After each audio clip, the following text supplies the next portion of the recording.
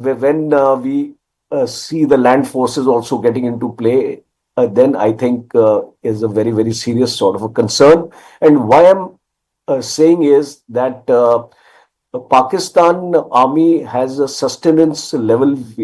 We have been evaluating this. I have done a series of staff checks on this. Around, if it goes into an intense mode of fighting, around 7 to 10 days. And that is why we are seeing this predominance of drone warfare. And why I'm saying this is because 2 years back, Pakistan formed its drone brigade, and it had immense help from China and Turkey. Bayraktar drones are there with Pakistan. Akinci drones are there with Pakistan from Turkey and from China also. So there is, I would say, a sufficient amount of drones for Pakistan to carry out these swarm drone attacks, as you mentioned, because this is the beginning, and it's a low cost option, and it also results in stretching our air defense resources. We all need to understand one thing: we don't have unlimited ammunition, unlimited air defense resources. Now, India also has its own constraints, and we must realize this. You see, bravado that on constraints, Major General, I think it's also important to understand the constraints that India may not face. I think in war rhetoric, we often forget a lot about how prepared we are as a country to go to war and whether it is in anybody's interest at all in the long run. Let me get in Air Marshal Dipendu Chaudhary, who is still with us. Sir, I think something very interesting that Major General pointed out, and he said that the sustenance levels of a Pakistani army could be at about 7 to 10 days. But at the same time, come to think of it, for it to be declared a full-fledged war, there's not been enough mobilization of, in the Indian army. So far, we've only seen the Indian Air Force being mobilized. We've seen, some part of Navy also preparing itself since late last night. But as far as the mobilization of Indian Army forces is concerned, that hasn't really happened, and that could only happen when this escalates further. That could perhaps be what we should fear in the long run. Tata, I would like to make one point clear. Any nation, when it gets into conflict, it's a very serious, and so nobody would like to. They would always like to keep the powder warm and dry. That means your equipment and ammunition conserved, ready. Your troops and all your military forces of all the three services at a certain level of readiness, and no one commits the whole all its resources in one go. And that is the norm of war across the world, and that's how it's been for centuries. This is no different. But the difference here is that unlike us, Pakistani military is also it's between the devil and the deep sea. It has started this whole series of actions, which the coach mentioned is a limited one, and I quite tend to agree with that. It's probably the first level of but do understand the Pakistani military is constrained to keep its backyard safe. It has issues down south. It has issues on its western borders, up in the north. So Pakistan is also stressed. Do understand that the Pakistani Air Force itself is also carrying out limited action, and this is a tradition which the Pakistani Air Force has been doing even in previous wars. It conserves its assets and does not want to lose it because it's not a very big Air Force.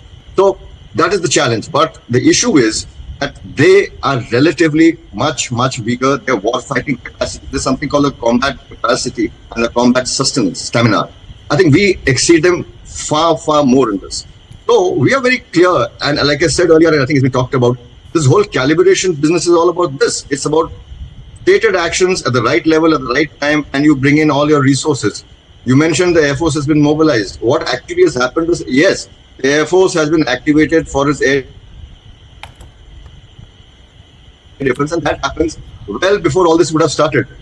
Please understand that it's not started after the moment the first attack happened. It would have occurred. The moment this increased air activity or some when the airspace was closed, things were very clear.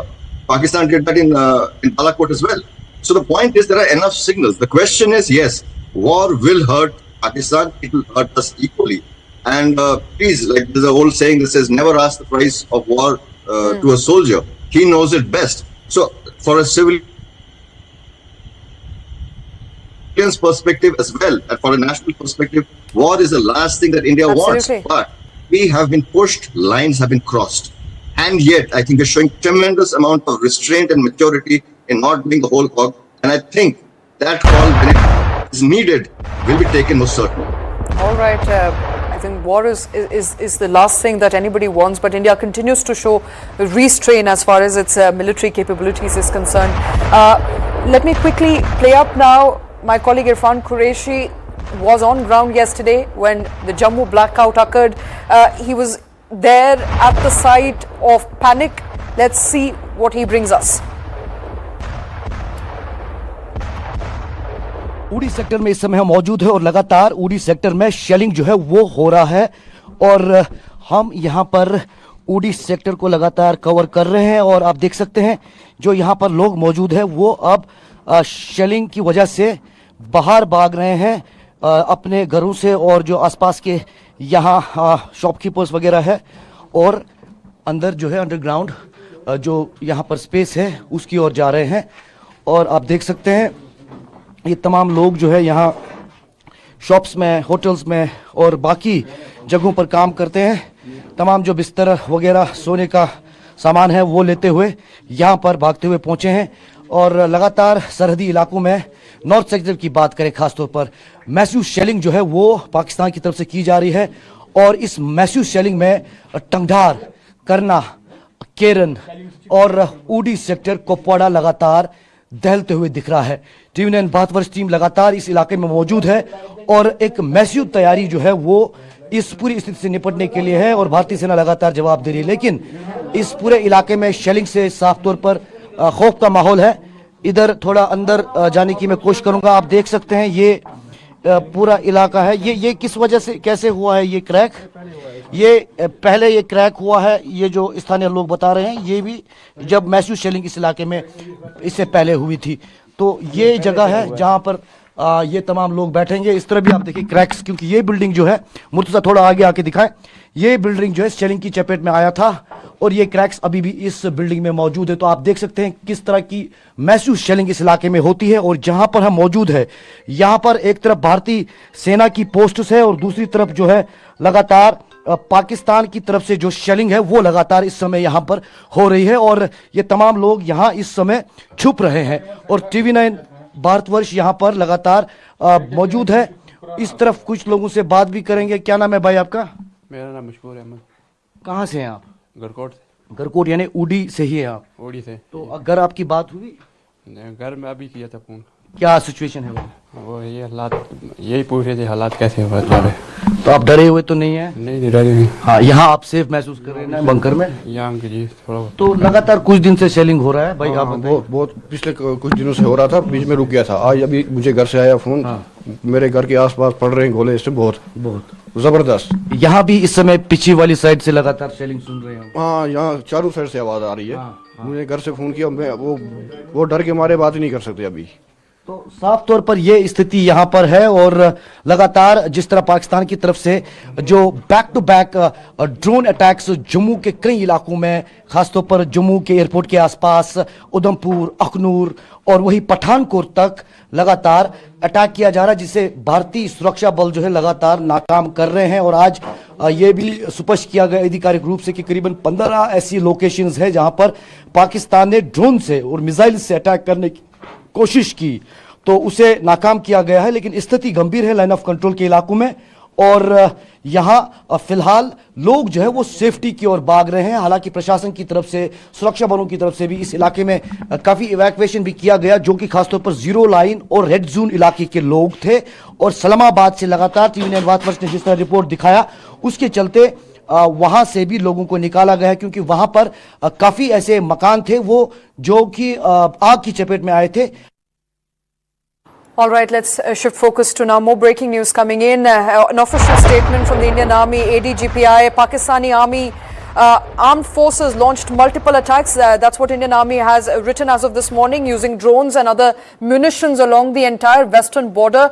On the intervening night of 8th and 9th of May 2025, Pakistani troops also resorted to numerous ceasefire violations along the line of control in Jammu and Kashmir. The drone attacks were effectively repulsed and befitting reply was given to the ceasefire violations. Indian Army remains committed to safeguarding the sovereignty and territorial integrity of the nation. All nefarious designs will be responded with force. Well, that's the news coming in. As far as early morning at 7:30 in India is concerned, the Indian Army has now responded to the launched multiple attacks of Pakistani armed forces, suggesting that a befitting reply was given to all ceasefire violations. Remember, Pakistani troops have resorted to ceasefire violations along the entire line of control. Just a couple of minutes ago, you heard my colleague Irfan Qureshi speaking from URI, where people were also assembling in a bunker to safeguard themselves, and that has been the case throughout the Western Front. And Indian Army now suggesting that they have repulsed and given a befitting reply to all ceasefire violation. Major General Dr. Rajan is with us. Also with us is Air Marshal Chaudhry. I have to come to you first, Major General. You know, as the picture emerges clear, there was a very difficult night that the Indian Armed Forces were able to retaliate. And they say, and I quote, all nefarious designs will be responded with force. So essentially, that is the position Indian Army is taking right now, that if you come to us, we're not going to take it sitting down. We will respond to you appropriately and proportionately, and that's exactly what Indian Army has done, sir, through the day, through the night, in fact, as of yesterday. I have to ask you, sir, since our ongoing conversation on the combat capability of India, which was also pointed out by Air Marshal, that it's far greater than Pakistan. It's far longer than Pakistan, but at the same time, nobody really needs a war. But come to think of it, all the actions of Pakistani army in the past couple of hours at least go on to suggest that they are not going to back down. Shweta, firstly, I would like to comment on this statement from the ADG PI. I consider this as a very mature and a measured statement. Absolutely no rhetoric in this statement, because the kind of statements we hear from his counterpart in Pakistan, DG ISPR, it's totally rhetoric and a lot of unwanted information or unverified information is given. One thing interesting in this statement, what I see is that there is no mention of any intrusion by enemy aircrafts. I really see that he has mentioned drones, but on these channels since yesterday evening, we are hearing that one pilot has been captured and I believe 3 aircrafts have been shot down and things like that. So maybe that information has not been corroborated. So right. I sincerely feel, because this war, you will see there will be an information vacuum at times. You will not know what actually is happening on the ground, and it is rightly so, because we can't be covering the news that today Indian Army has crossed this area, Indian Army Absolutely. is moving. And a lot of that fake news or the fog of war is also Yes. weighing on people's psyche. I think it's important to be responsible, and that statement that has now come in from the Indian Army goes on to suggest that basically there was a second wave of drone attack by about 4 a.m. in the morning, but Indian air defense system tried to neutralize it all. Aditya Rajkor also joining us on the show right now. Aditya, it does look like the Indian Army's mature response has finally come out, suggesting that the Pakistani armed forces launched multiple attacks, all of which were thwarted. Well, that's right, Shweta. A big development coming in, the statement from the Indian Army on the Operation Sindoor, that Pakistan armed forces launched multiple attacks using drones and other munitions along entire western border on the intervening night of 8th and 9th of May. Pakistani troops also resorted to numerous ceasefire violations along the line of control in Jammu and Kashmir. The drone attacks were effectively repulsed and befitting reply was given to the ceasefire violations. The Indian Army says that it remains committed to safeguarding the sovereignty and territorial integrity of the nation. All nefarious designs will be responded appropriately. So a very mature, very calm, actual statement coming in from the Indian Army on what has transpired over the past. Now we know for sure that 50 Pakistani drones were successfully neutralized last night during a large-scale counter-drone operation conducted by the Indian Army's air defense units in the areas of Udhampur, Samba, Jammu, Akhnor, Nagrota and Pathankot areas as well. So clearly big development. Apart from that, I can brief you that at the line of control between India and Pakistan, heavy artillery shelling has continued overnight. A lot of civilian areas have been targeted as well. The police lines of Poonch in Jammu and Kashmir also came under attack. There have been no casualties as such at the military level or the police level that have been received. One woman, unfortunately, has lost her life in URI of North Kashmir in Pakistani shelling, while at least 8 others are injured in that area. So that's the latest we are picking up right now. Heavy shelling in Uri, Kupwara and Poonch areas of Jammu and Kashmir between India and Pakistan. But apart from that, at least 2 barrage of swarm drones were sent in from Pakistan. Drone attacks were launched. This happened last night at around 8 p.m. and then again at around 4 or 4:15 a.m. this morning. But both these attacks have been repulsed, and very critical role has been played, of course, by the Indian Army, the security forces, giving a very tough response to the Pakistani aggression. And I must compliment the engagement that involved the Indian Army's air defense units, and especially extensive use of the L-70 guns, the Zu-23 the Shilaka systems and other advanced counter-UAS equipment, which clearly demonstrated Indian Army's robust capability to counter aerial threats. So that's the latest that we are picking up as of now. I have to indulge you in at least 2 confirmations or clarity on 2 aspects of what's transpired in the last couple of hours. One, of course, is the downing of that Pakistani aircraft. Any confirmation at all on whether India successfully downed one aircraft and whether India is in custody of one Pakistani pilot? Well, yes, certainly. A very, strong response was given to the Pakistani scrambling of the jets, etc. But no official word yet by the Indian Army or, of course, Indian Air Force or any other wings of the government, clearly in Jammu and Kashmir, Punjab and Rajasthan. Yes, we know that there have been attempts made by Pakistan Air Force as well as the Pakistan Army to, intrude into India and conduct attacks. But as of now, no official word on the downing of the jets. Yesterday evening, we had heard reports of at least 2 to 3 jets of the Pakistan Air Force that could have been targeted in 3 different areas. One being Pathankot in Punjab, second being, of course, Akhnur in Jammu and Kashmir, and third being Jaisalmer in Rajasthan. But as of now, there's no official word. We are waiting for a briefing of the Indian Army and the MEA that could happen later in the day to give details of the retaliation and, of course, Pakistan escalating this conflict with India. Right. And before I let you go, I think another piece of news which is also doing the rounds, and I believe it can firmly be denied now. Did India carry out any more strikes on Lahore, Karachi, and so far as Islamabad? That is what a lot of media was also reporting as of last night. Or, as you rightly pointed out, a lot of misinformation and disinformation is doing rounds. So we at News9 would not like to speculate on the operations that are still underway. I can only confirm that Operation Sindoor is still underway. It's far from over. Yes, India has conducted retaliation in Pakistan. The scope of the retaliation, the location of the retaliation, and the way it has been done is still not clear. It will only be reflected when officially confirmed by the MEA, Indian Army, and the Indian Air Force. So rest assured, the Indian forces are at their job.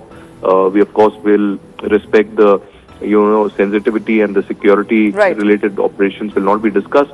But I can tell you retaliations are underway. Indian Army has, laid out the entire map of how to respond to any kind of escalation or provocation from Pakistan.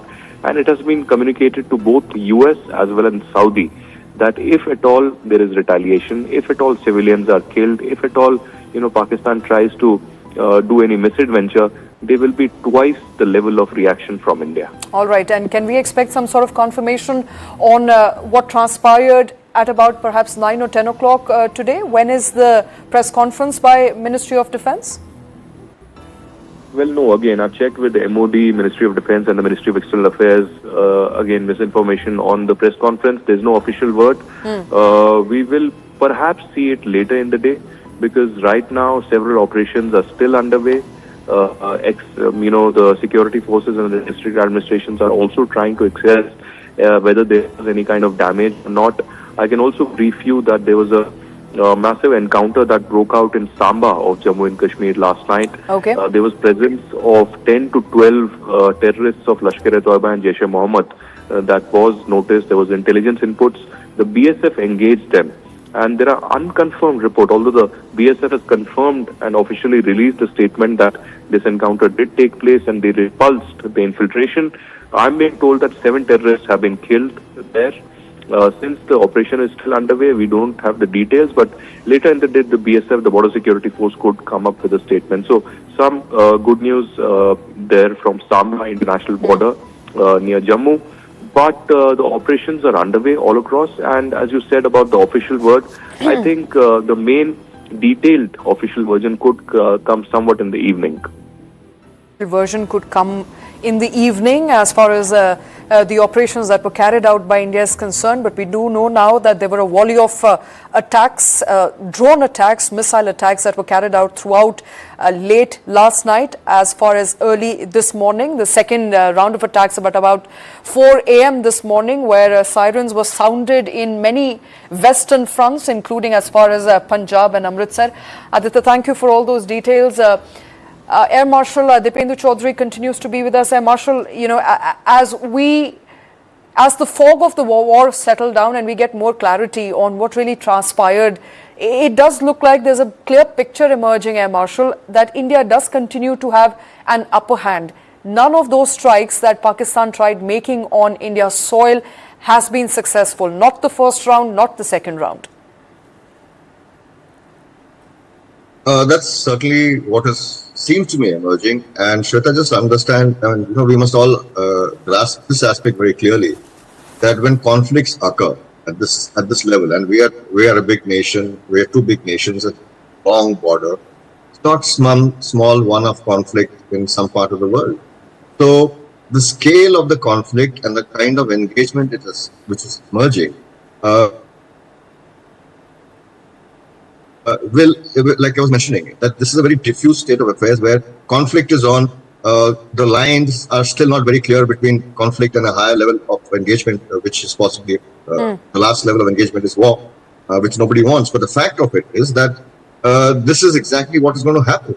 A lot of gray areas emerge, a lot of news, disruptions, false narratives. There will be counter narratives coming from the other side, which they are masters at. But look at the difference in the approach to the whole thing. Every response, official or otherwise, has been measured. We're not created a level of hysteria which Pakistan tries to do. We're very measured, balanced, and it talks enormous about the resilience of our people and our capabilities. Absolutely. Look at the amount of damage which has been taking place in the borders. Our civilians are, taking it with taking it on the chest with square shoulders. They know what's coming, and the reason why they are and why there is no panic in our country is simply because they. All right, I think we seem to have.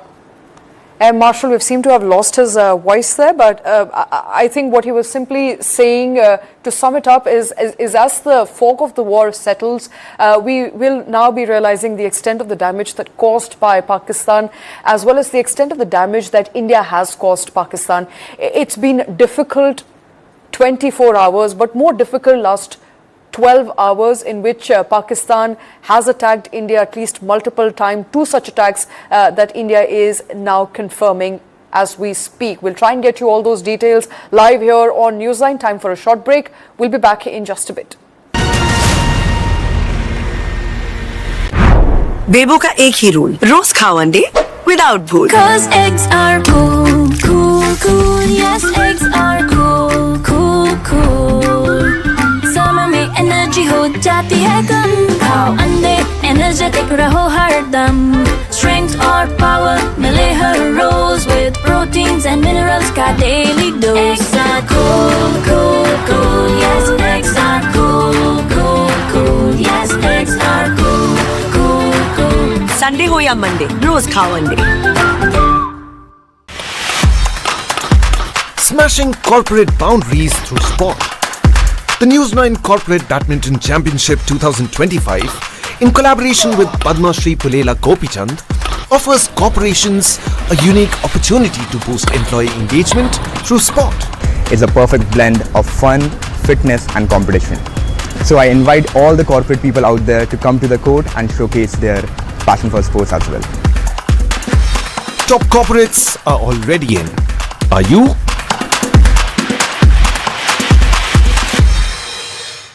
Presenting sponsor, Srinidhi University, Kindle the Light Within. Co-powered by Tata AG, with you always. Venue partner, Gopichan Academy. Sports medicine partner, CSSH, Center for Spine and Sports Health. Associate sponsor, Blue Star, built on trust.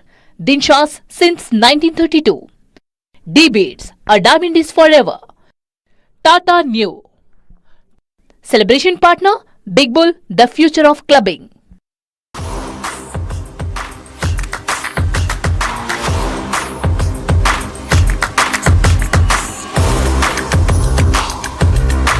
This is India's #1 news network, and you're watching News 9. English news as it should be. India at war with Pakistan-backed terrorists, says India's envoy to the US, Vinay Quatra.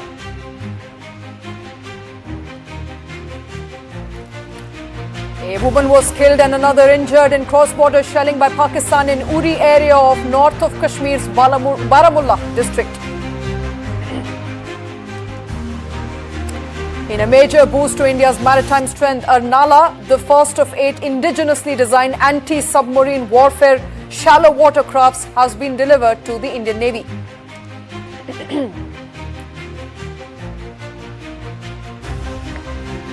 Amritsar Shri Guru Ram Das Ji International Airport closed until further notice.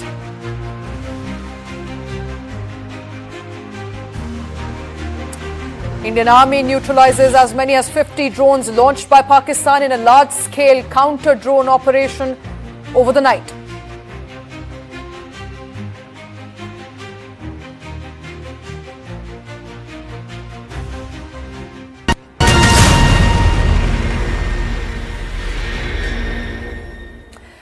You're watching News 9. I'm Shweta Kothari. We continue to track all the details emerging in the aftermath of Operation Sindoor. Now, Indian Army repulsed a swarm drone attack by Pakistan using its anti-drone weapons last night. This is the second such attack carried out by Pakistan. The second wave began at 4 a.m. after the first wave that began at about 8:30. The second began at 4 a.m., which was effectively taken care of by the Indian Army. Pakistani troops also resorted to numerous ceasefire violations along the line of control in Jammu and Kashmir.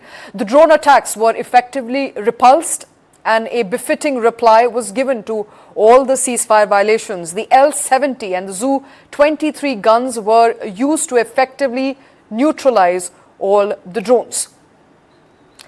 And this is in view of India-Pakistan border escalation. The Indian Army repulsed a swarm drone attack after the initial attacks that were carried out across the Jammu region at about 8:30, and the other western front, it is now given to understand a second wave also began at 4 a.m. this morning, and that too was effectively taken care of by the Indian Army. What are L-70s and the Zu-23 that were used by the Indian Army? Let's take a look. The L-70 is an anti-aircraft gun.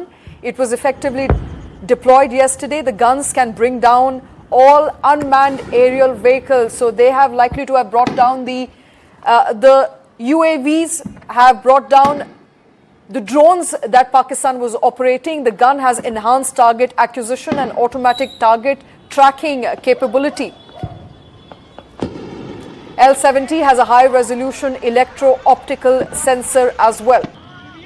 The L-70 is also equipped with a muzzle velocity radar.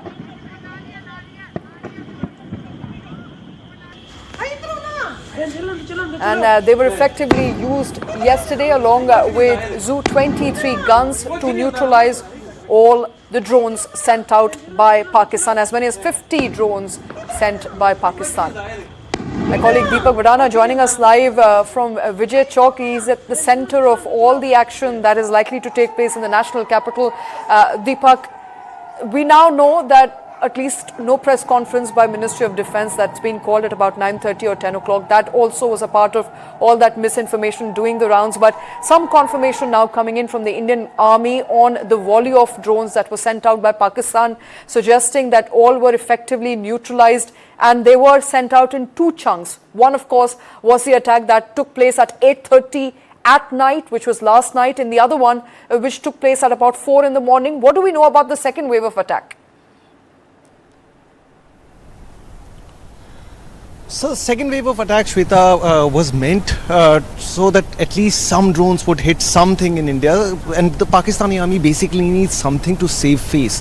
As of the last few days, the Pakistani air defense systems have been exposed, and these are the Chinese supplied H-series air defense systems. What they found is that they found the Indian air defense shield to be almost impenetrable. The latest wave of attacks that came was actually disrupted by Indian surface to air defense systems, including the Akash, which is a rather long range, looking at distances up to 100 kilometer and above.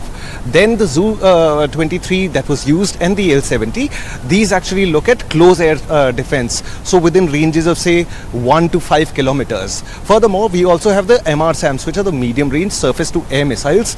These have taken care of any intrusion, any aerial intruder in the ranges of 70 to 100 kilometers.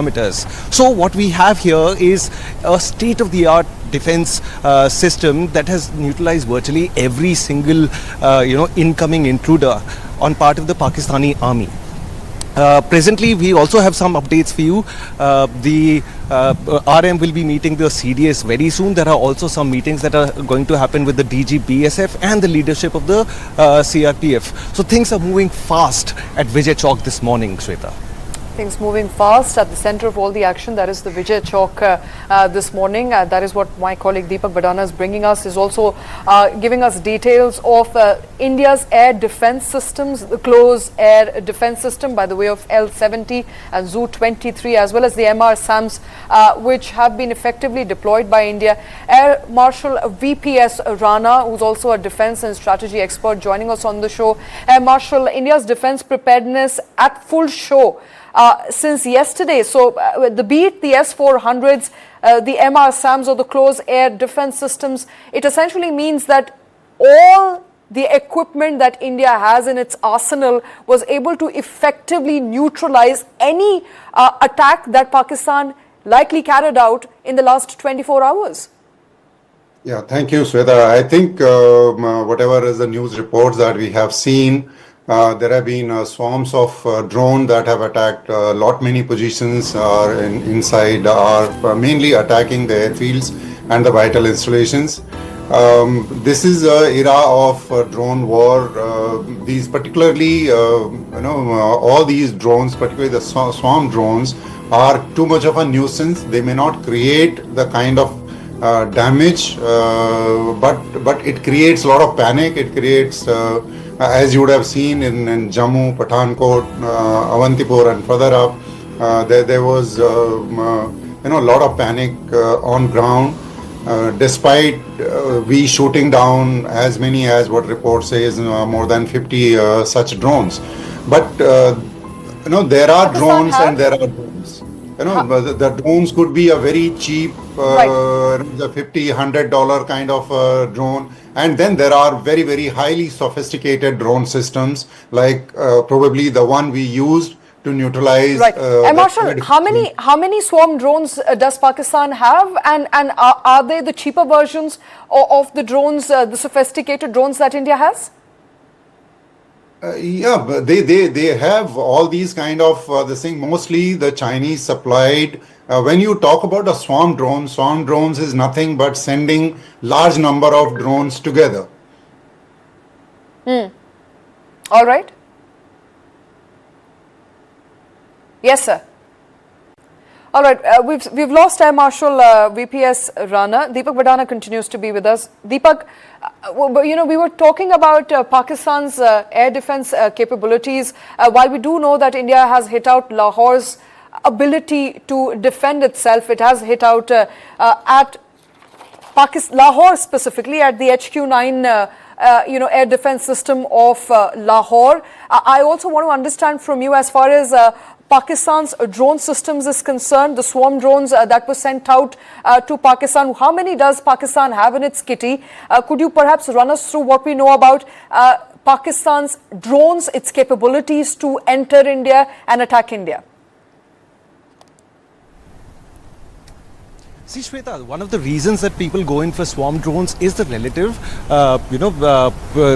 price consciousness behind the whole idea. Now, each of these drones doesn't cost a lot of money, and therefore any army has the capability of getting hundreds, if not thousands of these drones. The idea is to send a lot of these cheap drones to overwhelm enemy air defense systems. So what air defense systems do is that each air defense system has a dedicated radar, a CPU, which actually detects targets, detects the ranges, and then takes the action to neutralize them. The Pakistani hope is that by sending these volleys, large volleys of these drones, they are trying to overwhelm the Indian air defense system by sheer numbers. However, they haven't succeeded so far. And mind you, that India has a security grid of over 1800 kilometers, if I'm not wrong. So India's got approximately 1800 kilometers of airspace to defend. And, these the targets for these were 15 military installations, air bases, radar stations that Pakistan wanted to take out. What India's done in Lahore is that we've practically denuded their air defense capability, and Lahore is now, in a state of blackout wherein it is extremely vulnerable to any aerial intrusion. Furthermore, Pakistani air defense systems, the HQ series that you noted, has been found wanting, and this should be a matter of concern for the PLA as well. Because this is based on the S-300 systems that China bought from the Russians. Our defense systems, the premier one that India has, is the S-400, which is the latest state-of-the-art, the best air defense system in the world. So their hope is that they want to denude India's air defense capabilities, and they found themselves wanting here. Furthermore, the Pakistani army and the defense establishment in Pakistan is facing a lot of heat from its populace. People are openly questioning them, when at a time when the Pakistani army takes almost 50 to 55% of Pakistan's budget every single year, the Pakistanis now see that they are, even with all this money, the rich generals of the Pakistani army have been found incapable of the only charge that they profess the Pakistani army is for, which is the defense of Pakistan. Right. And this is, the Pakistani army being exposed today. All right. Shots on your screens right now. The aftermath of shelling in Uri, and on your screens right now, the rubble of perhaps some of the shops that were standing on ground there, which have suffered as a result of cross-border violation, of shelling, of the ceasefire violation by Pakistan since this morning. Heavy shelling has been reported across various sectors, including Uri, and the aftermath of which is now emerging very, very clearly on your screens. There is news of one civilian life, a woman who's laid down her life, who's died in that shelling, but that is all that we have as far as Uri is concerned. In Poonch, we know at least 15 people have died. So that's the confirmation we're getting as of this morning. Uri there on your screens right now, visuals coming in of the aftermath of the continuous shelling that civilians continue to face across the border. Air Marshal VPS Rana is back with us. Air Marshal, as my colleague was pointing out, an attempt through the swarm drone was made to overwhelm India's air defense system to see if at least one will hit, but none of them did. But I want you to talk to us about the capability of Pakistan's air preparedness, right now, when we do know Lahore is highly susceptible. to what extent do you think Pakistan can really face up to India's air capabilities? See, like rightly Deepak said, these swarm drones, in my opinion, also is basically to probe and overwhelm your system. We have a typical situation nowadays in drone warfare that should you be taking this against, like he said, the price consciousness, that a huge, expensive systems you cannot be probably using against these kind of swarm drones. But like you covered earlier, L-70, Zu-23 kind of guns, which actually had probably gone out of fashion because of the sophistication of the air attacks, now are back in favor, primarily because of these kind of swarm drone attacks. These are the cheaper drones and can effectively be taken down by L-70, Zu-23 kind of air defense guns. And I think they are the best weapon systems as far as to take care of these kind of cheap swarm drones that are coming to, probably saturate your air defenses. And then the main defenses, main air defense units, which comprises your S-400, MR-SAM, AKAS, and also the shoulder-fired missiles can then be for a little, more serious kind of air attack that would take place. As far as the Lahore was concerned, they also have HQ-9, which, as per the reports, was taken down yesterday. And also other, I believe there are other 7 AD systems that have been taken down. This is something known as a suppression of enemy air defenses. Before you prepare for going deep into enemy, you actually have to neutralize the enemy air defenses in terms of their missile capability, in terms of their radars, which are picking you up 24/7. So I think yesterday's some of these precise attacks that Indian Air Force probably did was mainly to take down and reduce the capability of their air defense system. So, but this would not be all. The air defense system comprises the whole network of radars, your AWACS, AWs, and they are on 24/7. And then there is a multi-layered defenses in terms of, like what Deepak also covered. You have systems which take care of around 200, 400 kilometers, then around 100, then at 70. So this is, and then the point defense, which is L-70 shoulder-fired guns and short-range air defense systems, which take care of. So correct me if I'm wrong. It wouldn't be fair to say that India has completely taken out the air defense of Lahore. No, not at all, not at all. We should not be complacent by just putting these at all. There's a whole system in place. There are multiple layers of radars. There are multiple layers of air defenses. Radar gives the warning, command and control center. Right, but how significant is the taking down of HQ-9 in your assessment? It is very significant. I'm sure it has been planned that way, that when you are giving a response, the response should not be just a rhetoric kind of thing like the swarm drones that the Pakistan probably did on us. When we did respond back to their attacks, we went very, very precise and took down their air defense units, which is, in any case, when you prepare for an air war, when you prepare for air strikes, the first thing that you need to do is suppress the enemy air defenses, either through hard kill or through soft kill. And that's what we did. So probably we would have created certain gaps. It's a part of the deeper plan. We would have created gaps, which then when we go and strike with our aircrafts, then possibly, and for that matter, even the missiles, you have taken down their detection capability, then it becomes... Stay with us, sir. Air Vice Marshal P.K. Srivastava also joining us on the show. Air Vice Marshal, I think very, very important, piecing together of what's transpired since late last night, and that is, it does look like there is a volley of attacks on India to also test India's air defense preparedness. Could this mean that more serious equipments could be used perhaps in a day or two to come? Is this an attempt by Pakistan to divert India to something that could be brewing, perhaps much larger from what we have seen since yesterday, sir? Has Pakistan effectively used all its air equipments, or the more serious are still in its kitty and it's still yet to test it out? So, Shweta, I'm totally in agreement with the Air Marshal who just spoke about our multi-layer defense system, where strategic layer is there, which goes from 150 to 400 plus, and then we have 40 to 150 kind of layer with different equipment, and then we have layers which are below 40 kilometers, then closure weapon systems. So these are the multi-layered things, and of course we take care of ballistic missile defense too in the strategic layer.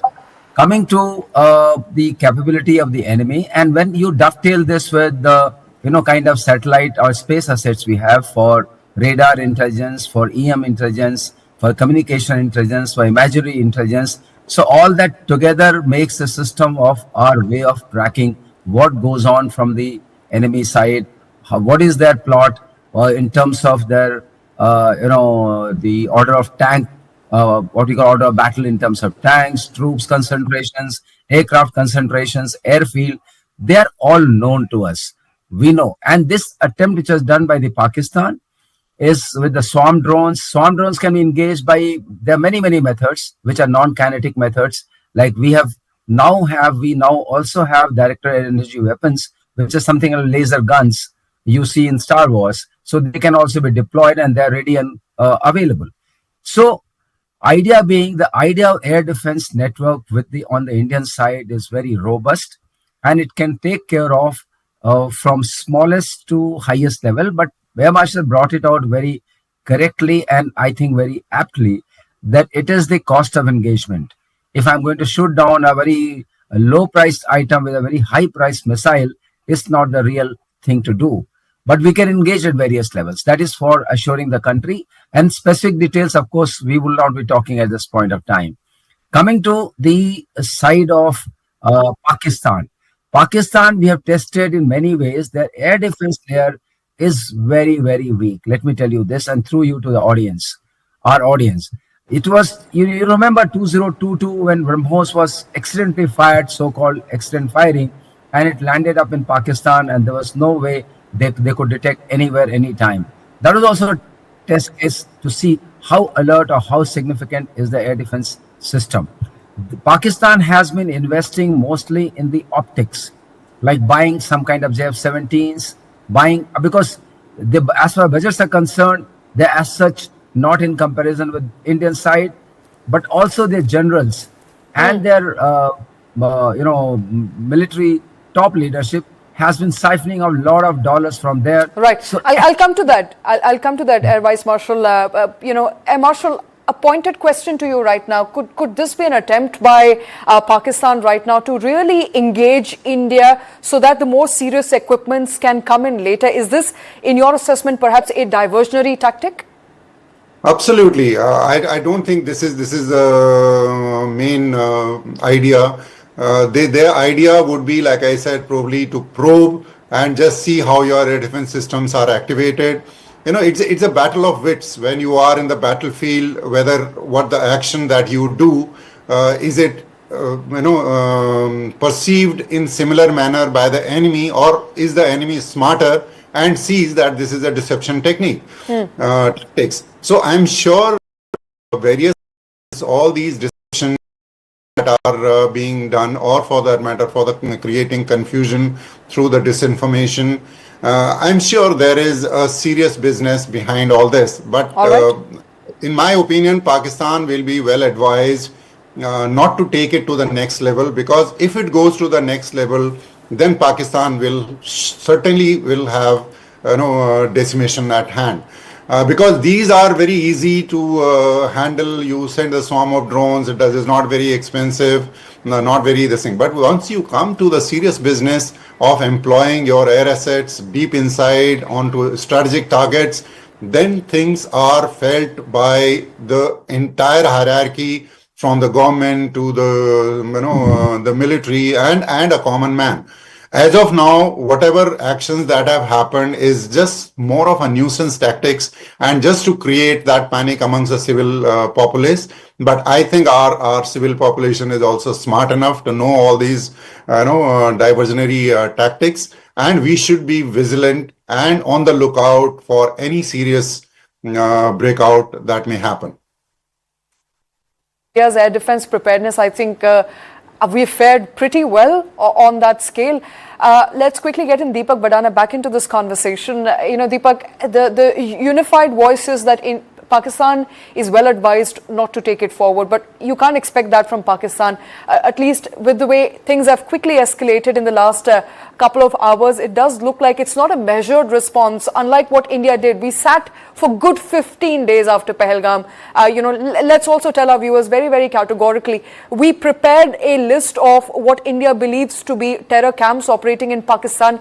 It was a targeted precision strike on those terror camps. No civilian infrastructure, no military installation was targeted. But on the other hand, Deepak, come to think of it, what Pakistan really did seemed to be, in a hurry, unprepared, not measured, rather quickly, without preparing enough, without trying to identify what are some of these locations that they're targeting. I mean, there is no terror outfit operating in India. There are no units operating in India. So might as well, affect and target civilians, might as well target military installations, and that's exactly what they've done. I want you to take us through, all that's come out from the government since yesterday. And in a second round of briefing, Deepak, we saw the government categorically suggesting that the round of attacks that Pakistan carried out, and this was until it started attacking Jammu late last night and various other western fronts, the government made it very, very clear that the ball is now in Pakistan's court. If they escalate, they will decide to take it forward. Well, Shweta, the stereotype about the Pakistani armed forces is that they're brilliant at tactical levels, but they're very short-sighted at the strategic level. When you look at their actions post-Pahalgam, there was no measured response. It seems that there was nothing planned and coordinated. Rather, it was impulsive action. As I said earlier, they need to save face in front of their citizenry. Coming to the attacks on Jammu, and in fact, as far as away as, say, Jaisalmer and Bhuj. So what Pakistan has done is, in an attempt to create equivalence, they've exposed their support for terrorism. Because while India has targeted exclusively almost these terror infrastructure and terror training camps in Pakistan, Pakistan has equated that with Indian military installations. Furthermore, coming to the the MEA's press briefing yesterday, Vikram Misri, the foreign secretary, actually noted it, and he was very clear and concise in what he said. He said that it is Pakistan which actually escalated. India understands the 26th April attack on Pahalgam as the escalation of violence. India has the right to resort to or take any necessary measures to counter such threats. And post that, you see waves after waves of Pakistani attacks which have failed dismally.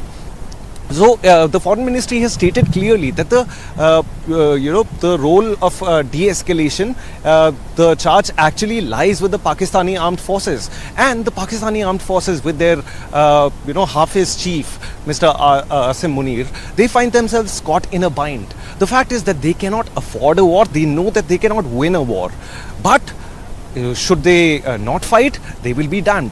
So Asim Munir has painted himself into this corner where he doesn't know what to do. And you see this diverse range of voices coming out of Pakistan in response. At one end, a spokesperson speaking to the media in Moscow talks about how he starts saber rattling and talking about nuclear weapons and threatening not just India but the world, because he sees that if Pakistan will use any weapon for its defense, it doesn't care for the consequences. So it's like a man who's put a gun to his own head. Come to think of it, it's blatant disregard for your own people. When you say that you don't really care about the consequences of using nuclear weapon, it's not just disregard for our law and order internationally, but also your own people who put you in charge, at least as far as the civilian government of Pakistan is concerned. But I think we all know the civilian defense is a dummy government which has been stated by the Pakistani army. So it's literally the Pakistani army that is calling the shots as far as what's coming out of the civilian government in Pakistan is concerned. Captain Akhilesh Saxena is a Kargil war veteran, also joining us on the show. I think let's also quickly get in what transpired by the way of attacks. in the Samba international border, we also know now that BSF confirmed that there was a movement detected. There was an infiltration bid at the international border, and the BSF in fact responded appropriately. There's some sort of confirmation on that as well, and there was an attempt made to infiltrate the border. We don't know if terrorists are dead. There is some news coming in that as many as 7 to 8 terrorists may have been killed, but we'll wait for some confirmation from the BSF with regards to that. But we do know that there was infiltration attempt made through the Samba international border. Captain Akhilesh Saxena, it does look like it's a multi-frontal battle. On one hand, Pakistan is ensuring that it continues to send in drones and missiles. At the same time, terrorists are also trying to infiltrate through the international border. As I mentioned earlier, that India has to fight the battle on 2.5 front, and that's a reality today. Because while army will be working on our western and on our northern border, you will see all these attacks like Siadin attacks. You will see some of the sleeper cell getting activated, and this will become more and more because we have got our internal enemy within us. So I think it's a very important message to all the citizens of the country that this is the time to stay united. First, we should not be looking at the rumor. There will be rumors floating all around. You will see a lot of cyber attacks. You will see a lot of fake news coming in. So stay united. And second thing, just ensure whenever you get a chance, any suspicious movement, please give the information to army or to the police or to authority. Because what we will see as we will start our attack on Pakistan and start excusing them, they will start using all their sleeper cells. And there are many internal enemies which we have seen over the past, which are within our country, right? So today is the time to deal with them also. So while we will be ensuring that we Captain Saxena, you say there are a lot of internal enemies also operating in India. Who are you referring to? When I say internal enemy, there are sleeper cells. There are terrorists which are just staying there, and there is a term called overground worker, right? They are not full-fledged terrorists, but they are working for terrorists, and whenever they are required, they come into play. Like in Pahalgam attack also, there was a role of many overground workers. So they are, somehow they are sympathizers, supporters, and provide. So this is the time when we have to identify, because they will try to take the advantage of the, fluid situation. And there could be an internal disturbance, internal attacks on armed forces and others. So as a citizen, we also need to be like a soldier, right? We need to ensure that we are taking care of our internal front. And Absolutely. That's a very, very important thing. Right. So while we talk about what's happening internally, we now know Indian ambassador to the United States, Vinay Quatra, has spoken to CNN. Let's quickly take a look at that interview. I think it's important to understand how world is perceiving the escalation that is brewing between India and Pakistan. Now, this was Pakistan's way of saying to the world, look, we stand with the terrorists. We will do what's good for the terrorists, not what's good for the rest of the country. Is India at war with Pakistan? We are at war with the terrorists. And we will, as I said, bring justice to the victims and hold them accountable. Is this a part of religious war between Pakistani Muslims and Indian Hindus? I think it is Indian action against the terrorists. The ones who carried out those killings of the civilians. Our frame of reference in doing these attacks, in holding them accountable, is holding terrorism accountable. That's our frame. It is India and terror activities backed by Pakistan, which were responsible for killing of the 26 innocent civilians. You say you're at war with the terrorists. At what point will you be satisfied? Well, as I said, when we did our attacks, measured attacks, proportionate attacks day before yesterday, that was precisely the point we were trying to convey, that these terrorists carried out these brutal killings of 26 civilians. So are you done with the attacks, or do you think they're going to continue? If I could just complete.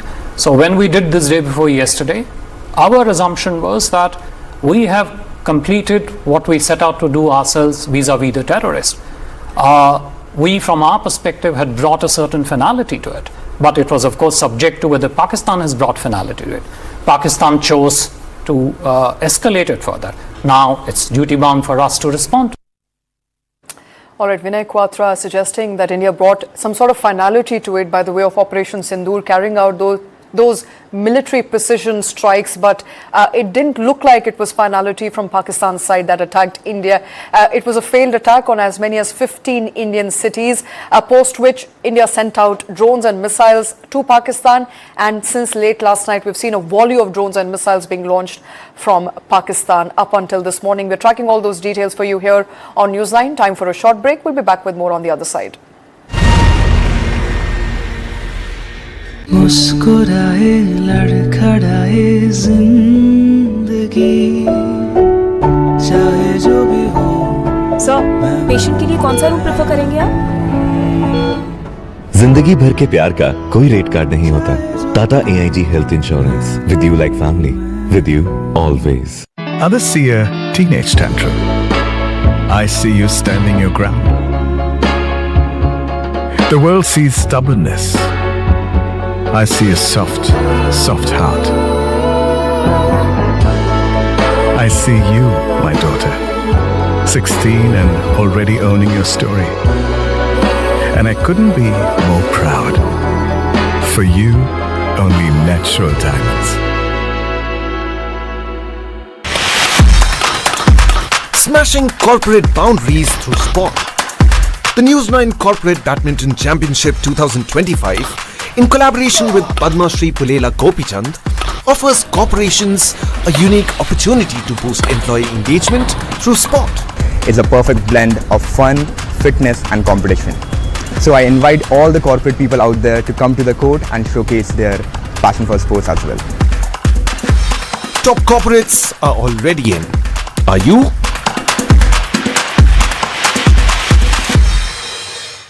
Presenting sponsor, Sindoor University, Kindle the Light Within. Co-powered by Tata AG, with you always. Venue partner, Gopichand Academy. Sports medicine partner, CSSH, Center for Spine and Sports Health. Associate sponsor, Blue Star, built on trust. Dinshas since 1932. D-Beats, a diamond is forever. Tata New. Celebration partner, Big Bull, the future of clubbing.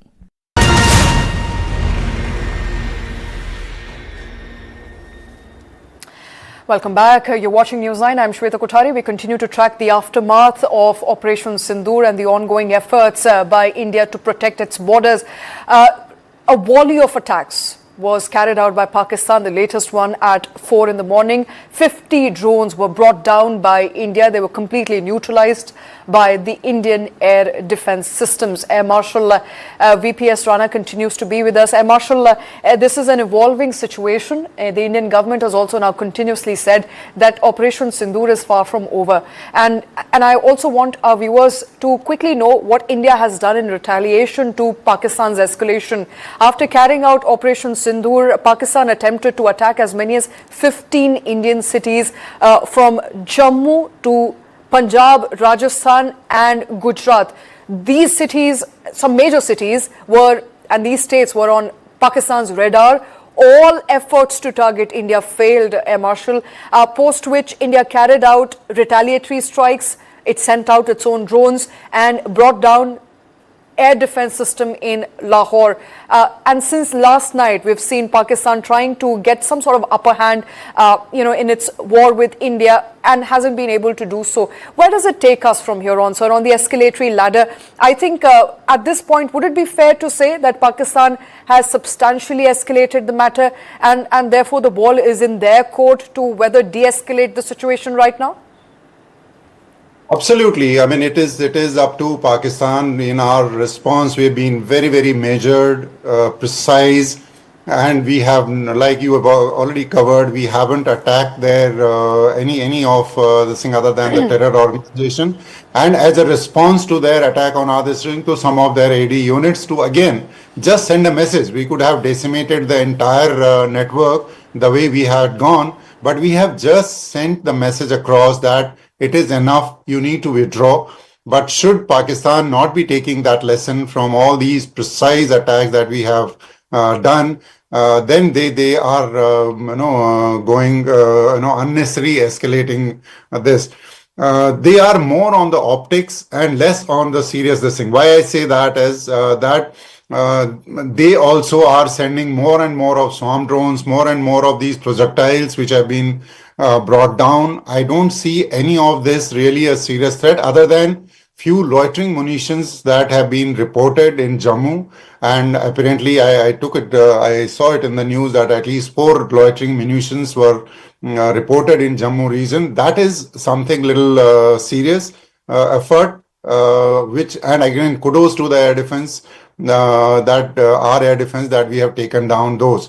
They have a Blaze kind of a series, which is again a kamikaze kind of drones, which are a little more sophisticated, which can be really guided to the, have they deployed kamikaze? Have they deployed the more serious drones yet?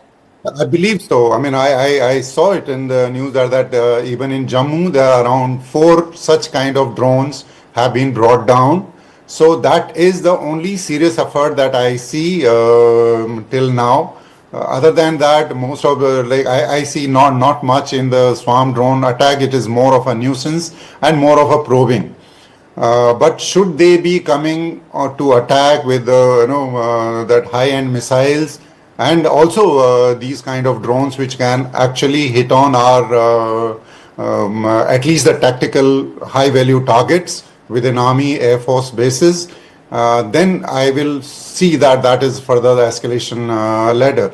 But we don't see that yet. They are more onto optics, more for the domestic audiences that see India attacked us and we have gone whole hog. We have across the border. We have gone from Punch to Jaisalmer and attacked everywhere. None of those attacks have been effective, primarily because of a response of our air defense system. And secondly, also, they not utilizing real serious weapons, in my opinion, so far. Used very serious weapons so far. It seems like that swarm drone attack was a nuisance, perhaps a diversionary tactic. That is what is Air Marshal suggesting right now. Stay with us. More breaking news coming in on the show. The president of the World Bank, Ajay Banga, has met with Prime Minister Modi on Thursday amid suspended Indus water treaty with Pakistan. The meeting between Prime Minister Modi and the World Bank chief took place at the former's residence, which is the Prime Minister's residence at 7 Lok Kalyan Marg, following the Indian airstrikes on the terror infrastructure in Pakistan as well as the POK. The meeting took place at Prime Minister's residence on Wednesday. Pakistan also attempted to target, remember, Indian military installations in at least 15 cities. It failed. And after India attacked its air defense, it further escalated the attack later at night, which started at 8:30 at night, carried on till about 4 in the morning as of today. It looks like on the back of that, President of the World Bank, Ajay Banga, has met with Prime Minister Modi. Is this an attempt by the World Bank to broker some sort of a deal as far as Indus Water Treaty is concerned? Remember, government in its 5-pronged approach after Pahalgam terror attack suspended the Indus Water Treaty, put it in abeyance, which essentially means that every time government holds back water or releases water, it is not informing its Pakistani counterparts anymore, which was one of the measures that India was bound to do under the treaty. But since it has kept the treaty in abeyance, it is not bound to inform Pakistan. Now, that has resulted in a flood-like situation occurring in Pakistan in the last couple of days. We are yet to understand what this meeting between World Bank President and Prime Minister could mean.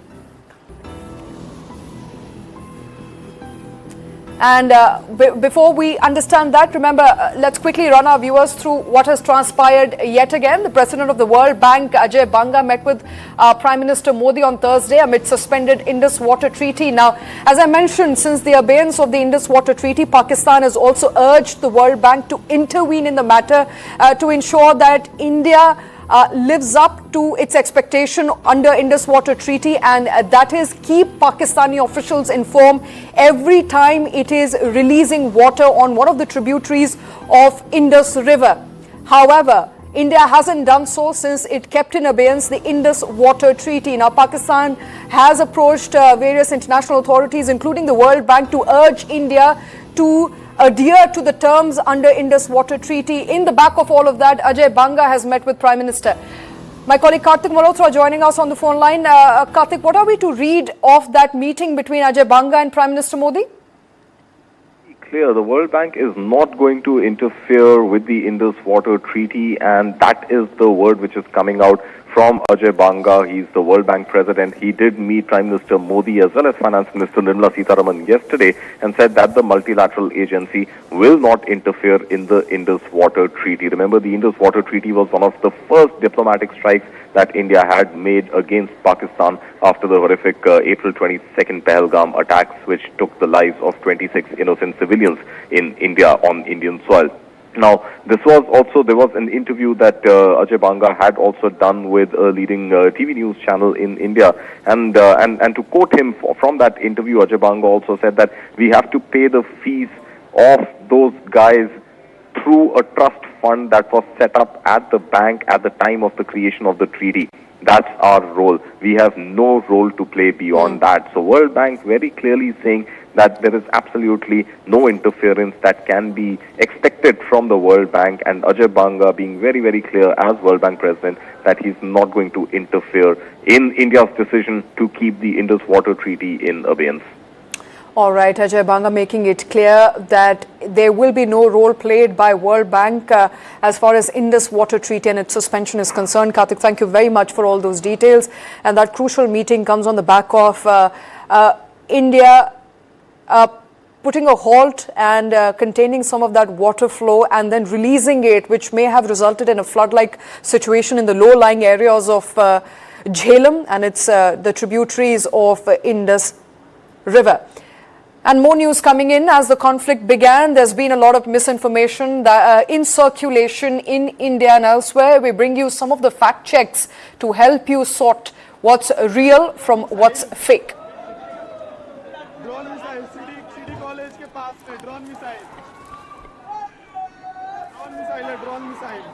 And on your screens right now, a fact check that has been put out by PIB. Was there a drone attack in Jalandhar?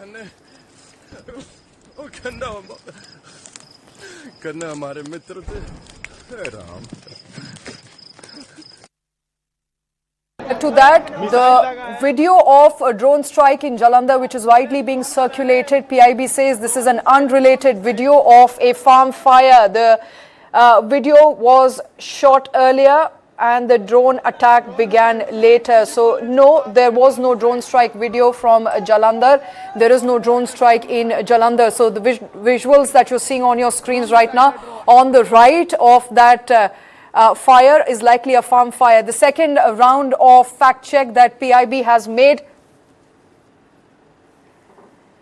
is that of a social media post falsely claiming that Indian military used Ambala Air Base.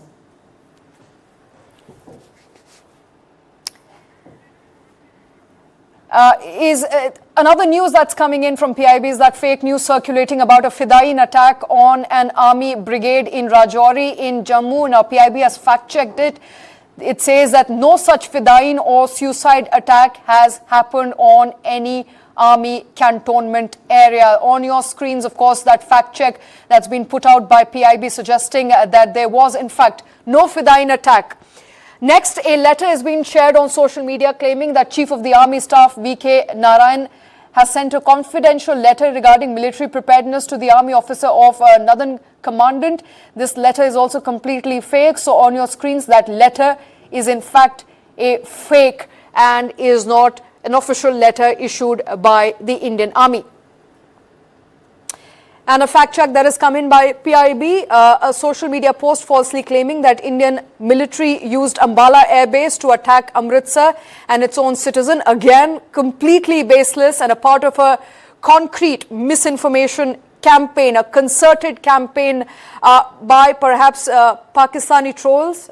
There is absolutely no Indian military base that has been used by India to target its own people. Another round of fact check by PIB is that social media posts are claiming that entry to airports across India has been banned. Again, this is fake. Some airports are closed, details of which we'll share with you very, very shortly, but no, airport entries are not banned. So there you have it, the PIB fact-checking some of those crucial news items, a flurry of which is currently floating on social media. And let's keep a track of that. It's very essential for everybody today to prepare to ensure that we don't fall prey to a volley of fake news item being shared on social media. So be particular before you share any of those news items. It might as well be fake.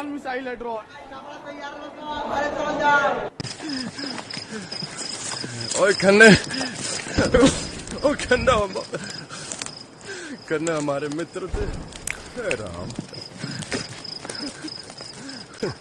Ram अभी ये रोज का ही चालू है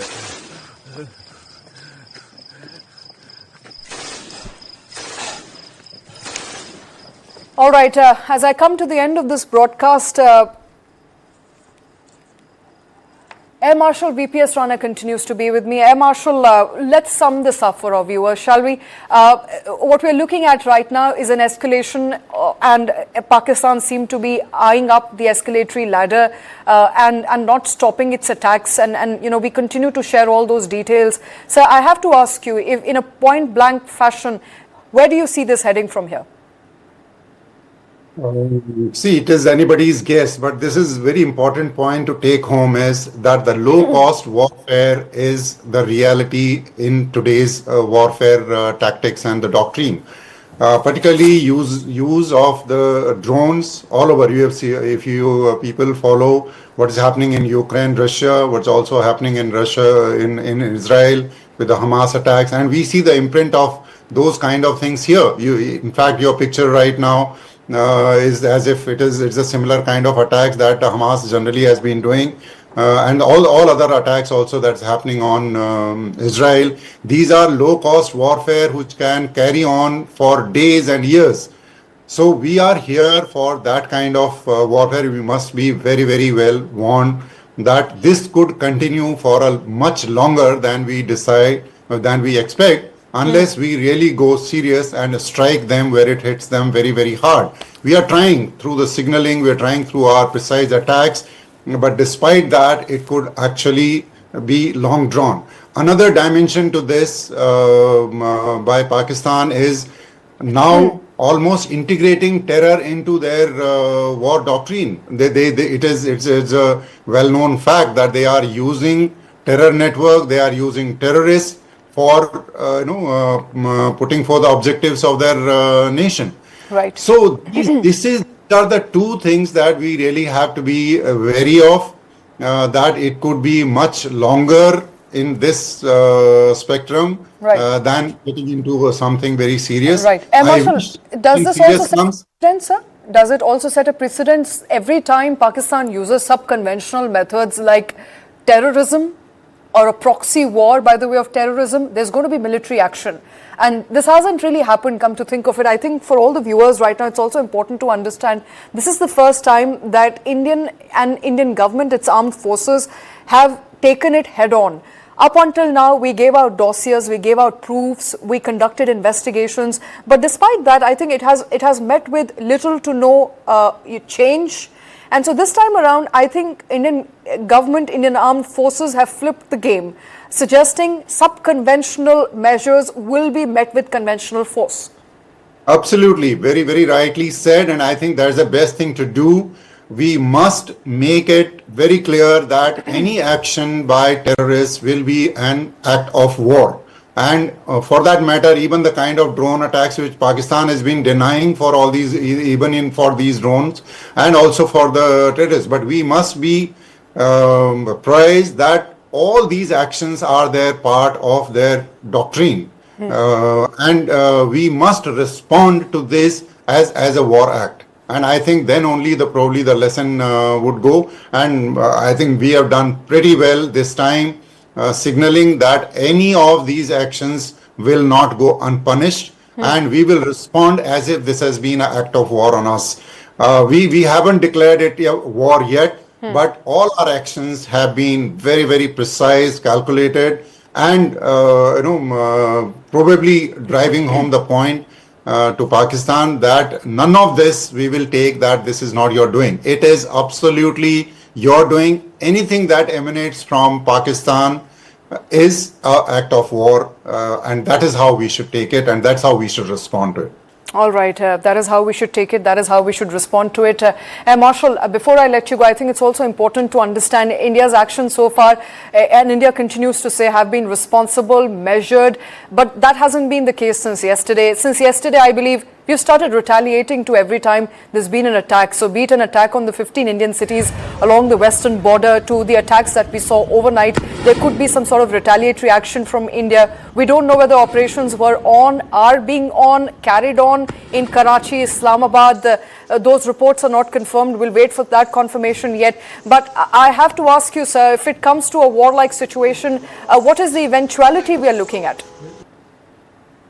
See, eventually Pakistan does not hold good as far as the conventional war is concerned. When the war goes to a much serious level where your missiles and your aircrafts and your army actually getting into the contact battle, I think once it gets to that serious end of the business, then Pakistan will be a loser all along. And that is precisely what their strategy right now is, that they would probably want to just play likewise and going in the model of the Ukraine and Hamas war, that you continue doing this low-cost warfare and try to keep that India engaged. Entire populace in that state of panic and fear.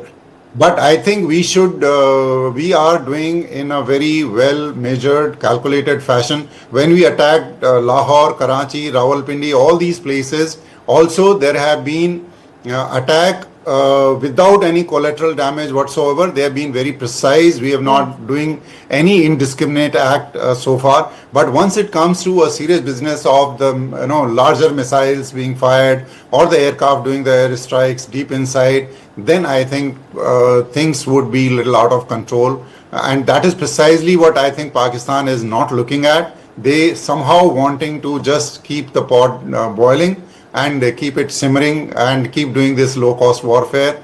And we should be very obvious that we should not let this get... Absolutely.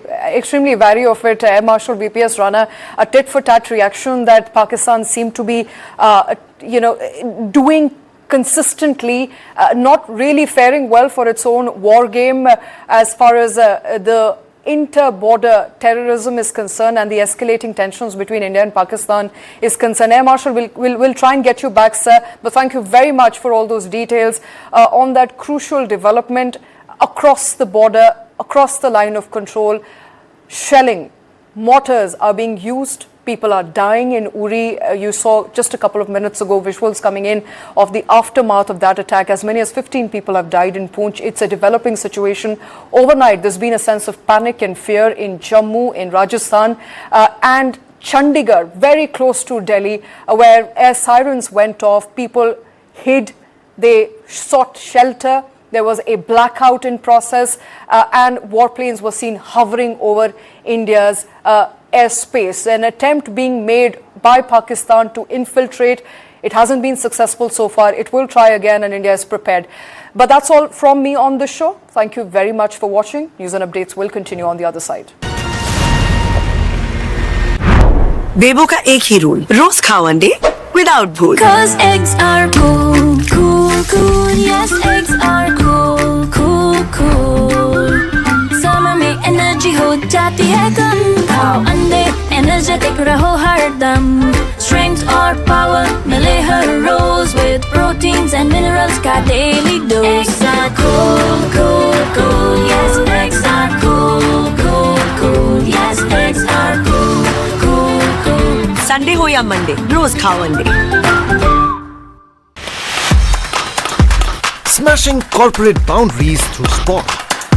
The News 9 Corporate Badminton Championship 2025, in collaboration with Padma Shri Pulela Gopichand, offers corporations a unique opportunity to boost employee engagement through sport. It's a perfect blend of fun, fitness and competition. So I invite all the corporate people out there to come to the court and showcase their passion for sports as well. Top corporates are already in. Are you?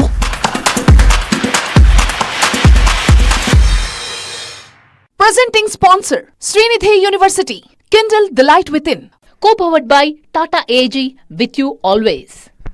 Venue partner, Gopichand Academy.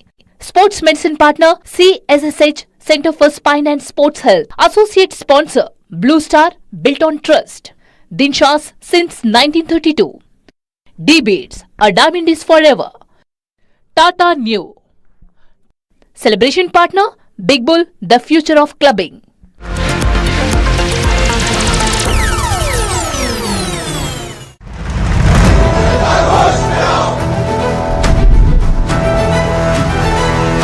आपके वक़्फ में एक भी non Muslim नहीं आएगा. Waqf bill was passed by Rajya Sabha. Opposition parties had challenged the legislation in the Supreme Court. What is the biggest challenge of Amit Shah in Tamil Nadu? Can Muhammad Yunus be trusted because he met Prime Minister Modi? World will come to know, India will come to know who were his handlers. West Bengal Chief Minister Mamata Banerjee met thousands of teachers and educators. Tharoor said that it took 21 months for Bharatiya Janata Party to impose president rule in the state.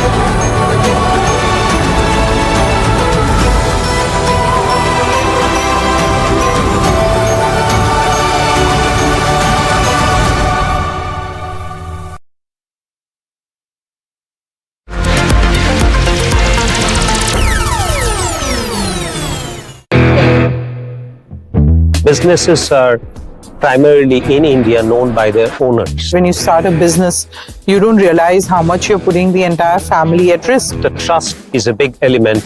And a typical symbol of trust is usually a banyan tree. And I used to, in my early days, wonder that how will a young company look like a banyan tree? When you brought in this beauty product, Nykaa, you tried to make women look beautiful for themselves. It's a message to women. Let the spotlight of your life be on you. And for that, we wanted her to be as confident as she wants. India desperately needs that shift in mindset where women would be leading from the front. They're risk takers and they do take open-ended risk, and a belief in yourself that you don't allow others to destabilize you and you keep pursuing your path.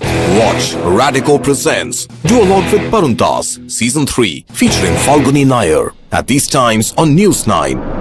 News 9, English news as it should be.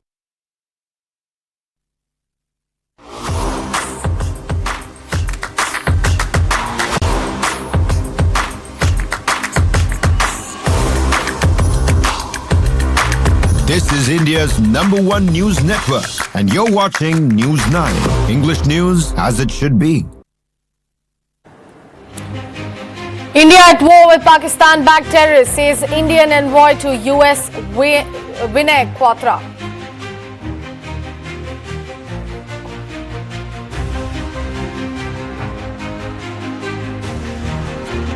A woman was killed and another injured in cross-border shelling by Pakistan in the URI area of North Kashmir's Baramulla district.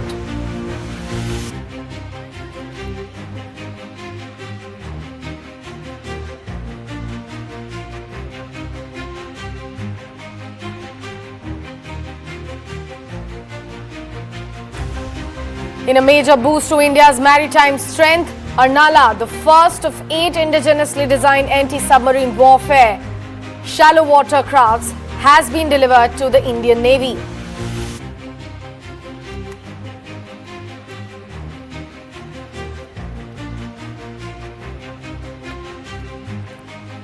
Amritsar's Sri Guru Ramdas Ji International Airport closed until further notice.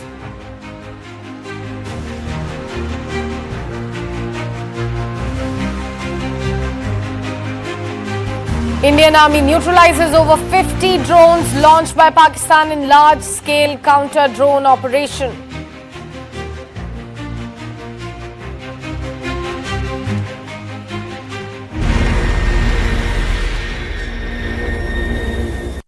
Hello and welcome. You have joined the roll-in coverage here at News 9 about all the latest developments coming in on Operation Sindoor, and this is Sakshi Singh Litoria. First up, a breaking news coming in at the top of this segment. Board of Control For cricket in India is in action mode after the IPL 2025 between Punjab Kings and Delhi Capitals was called off due to tension between India and Pakistan. In fact, players were safely evacuated after Pakistan's failed drone strike attempt near Pathankot, which lies just 85 kilometers from Dharamshala. So that's the latest that we have picked up. Bharat एक बहुत मजबूत देश है तो राव पहले कि इसके ऊपर अटैक इतने आसानी से नहीं होगा.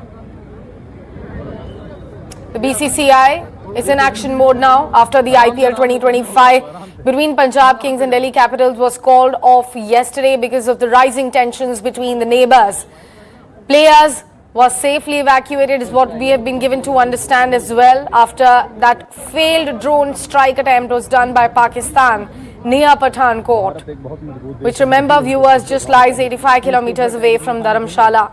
Everybody is safe, everybody has been evacuated safely. That's the latest that we have picked up. Let's also discuss the latest development that we have picked up from our sources with the experts joining us on the broadcast. Former Chief Spokesperson, Ministry of Defence, retired Wing Commander Praful Bakshi. Also former head of India's Western Naval Command, retired Vice Admiral Shekhar Sinha joining us on the broadcast. Thank you so much for speaking to News 9 this morning. Vice Admiral Shekhar Sinha, let me begin with you. We've been given to understand that the second series of drone attacks, over 50 drones, were successfully intercepted by Indian Air Defence System, sir. What do you make of it? And why is it continuously happening when on the other side, their contradictory words are still pouring in of de-escalation? They are demanding a de-escalation, but look at what they are doing. Well, thank you for getting me on your show, Sakshi. Good morning to you. First of all, we need to understand that the terrorist groups are not Jaish-e-Mohammed or Lashkar-e-Toiba. The biggest terrorist group in Pakistan is the Pakistan Army and ISI combined. Till they are sorted out, none of this terrorist group will go. They are all hired laborers. Second thing, you talked about this, the anti-drone operation. The Indian Air Force has an army. They have got a very strong and very robust air defense system. It's an integrated system, and it begins to start acting. If it is a big missile, then it is hit by S-400. And thereafter there are layers, Akash, then shorter range missiles, and right up to the close-in weapon systems. And they are all automatic once the target is locked on. And this is exactly what we have been seeing for last 3 days, Sakshi, that none of the drones have managed to get in, none of the missiles have found their target, and they have all been intercepted. So I'm not surprised at all that what has happened just now. Now, why they want to de-escalate? Because obviously they are on the back foot. They will run out of ammunition. They will run out of drones. There's a limit to how many drones can be given. And I believe that Turkey has sent one plane load of these things yesterday.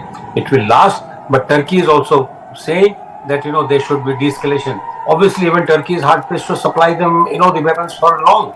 So I would think that de-escalation they are talking about, and we must not de-escalate. We should keep responding to everything they do in the same way, in the same domain, and with more vigor. If they have launched 50, we should shoot down 50, and at our own given choice and place and time, we should send more number of attacks on them. Whether it is drone or whether it is something else, that is for the commanders to decide. Sakshi. Absolutely. Wing Commander Bakshi, let me now come to you with the question of this time India's retaliation. It's not only along the line of control. We have gone deep inside, sir. We have attacked them deep inside to threaten them enough to not mess with us. This time we have to teach them a lesson, a proper one, that too, on top of that. Right, as you heard, Admiral, the question is, at the moment, the total war has to be declared. If the war is declared, then nothing stops us. Let us not repeat the Kargil episode. We have to be very clear. At the moment, we are a step short of war. They are sending drones. We are intercepting. Our interception system, air defense system, is very well layered, very well formed. So there is no problem about it. And we are attacking by drones. Even our navy, which is closing in the Arabian Sea, is still yet not to go. But there's no contact in the sense they have not brought in ship. There's no ship-to-ship contact. Yes, even navy is sending in their drones. Probably army is sending the drones. So it's a drone warfare which is going on. And let me tell you one thing, with the drones, the damage is limited, very limited. It is more or less, they'll be constantly irritated, they'll be put to test, their air defense system will be put to harassment, like China is doing to Japan. They continue doing, they keep coming close, and the air defense system gets tired. That's what Pakistan tried to do with us, and now we are teaching them a lesson. Now they are actually, they realize that Turkey, which gave them Barakhtiyar and 50,000 swarm drones from China, now they have come, and that's what you're seeing. But China and Bangladesh are also planning out, along with Pakistan, a different type of warfare. We have to keep our intelligence alive on that. They have eyes on our northeast. They have eyes on the Siliguri corridor.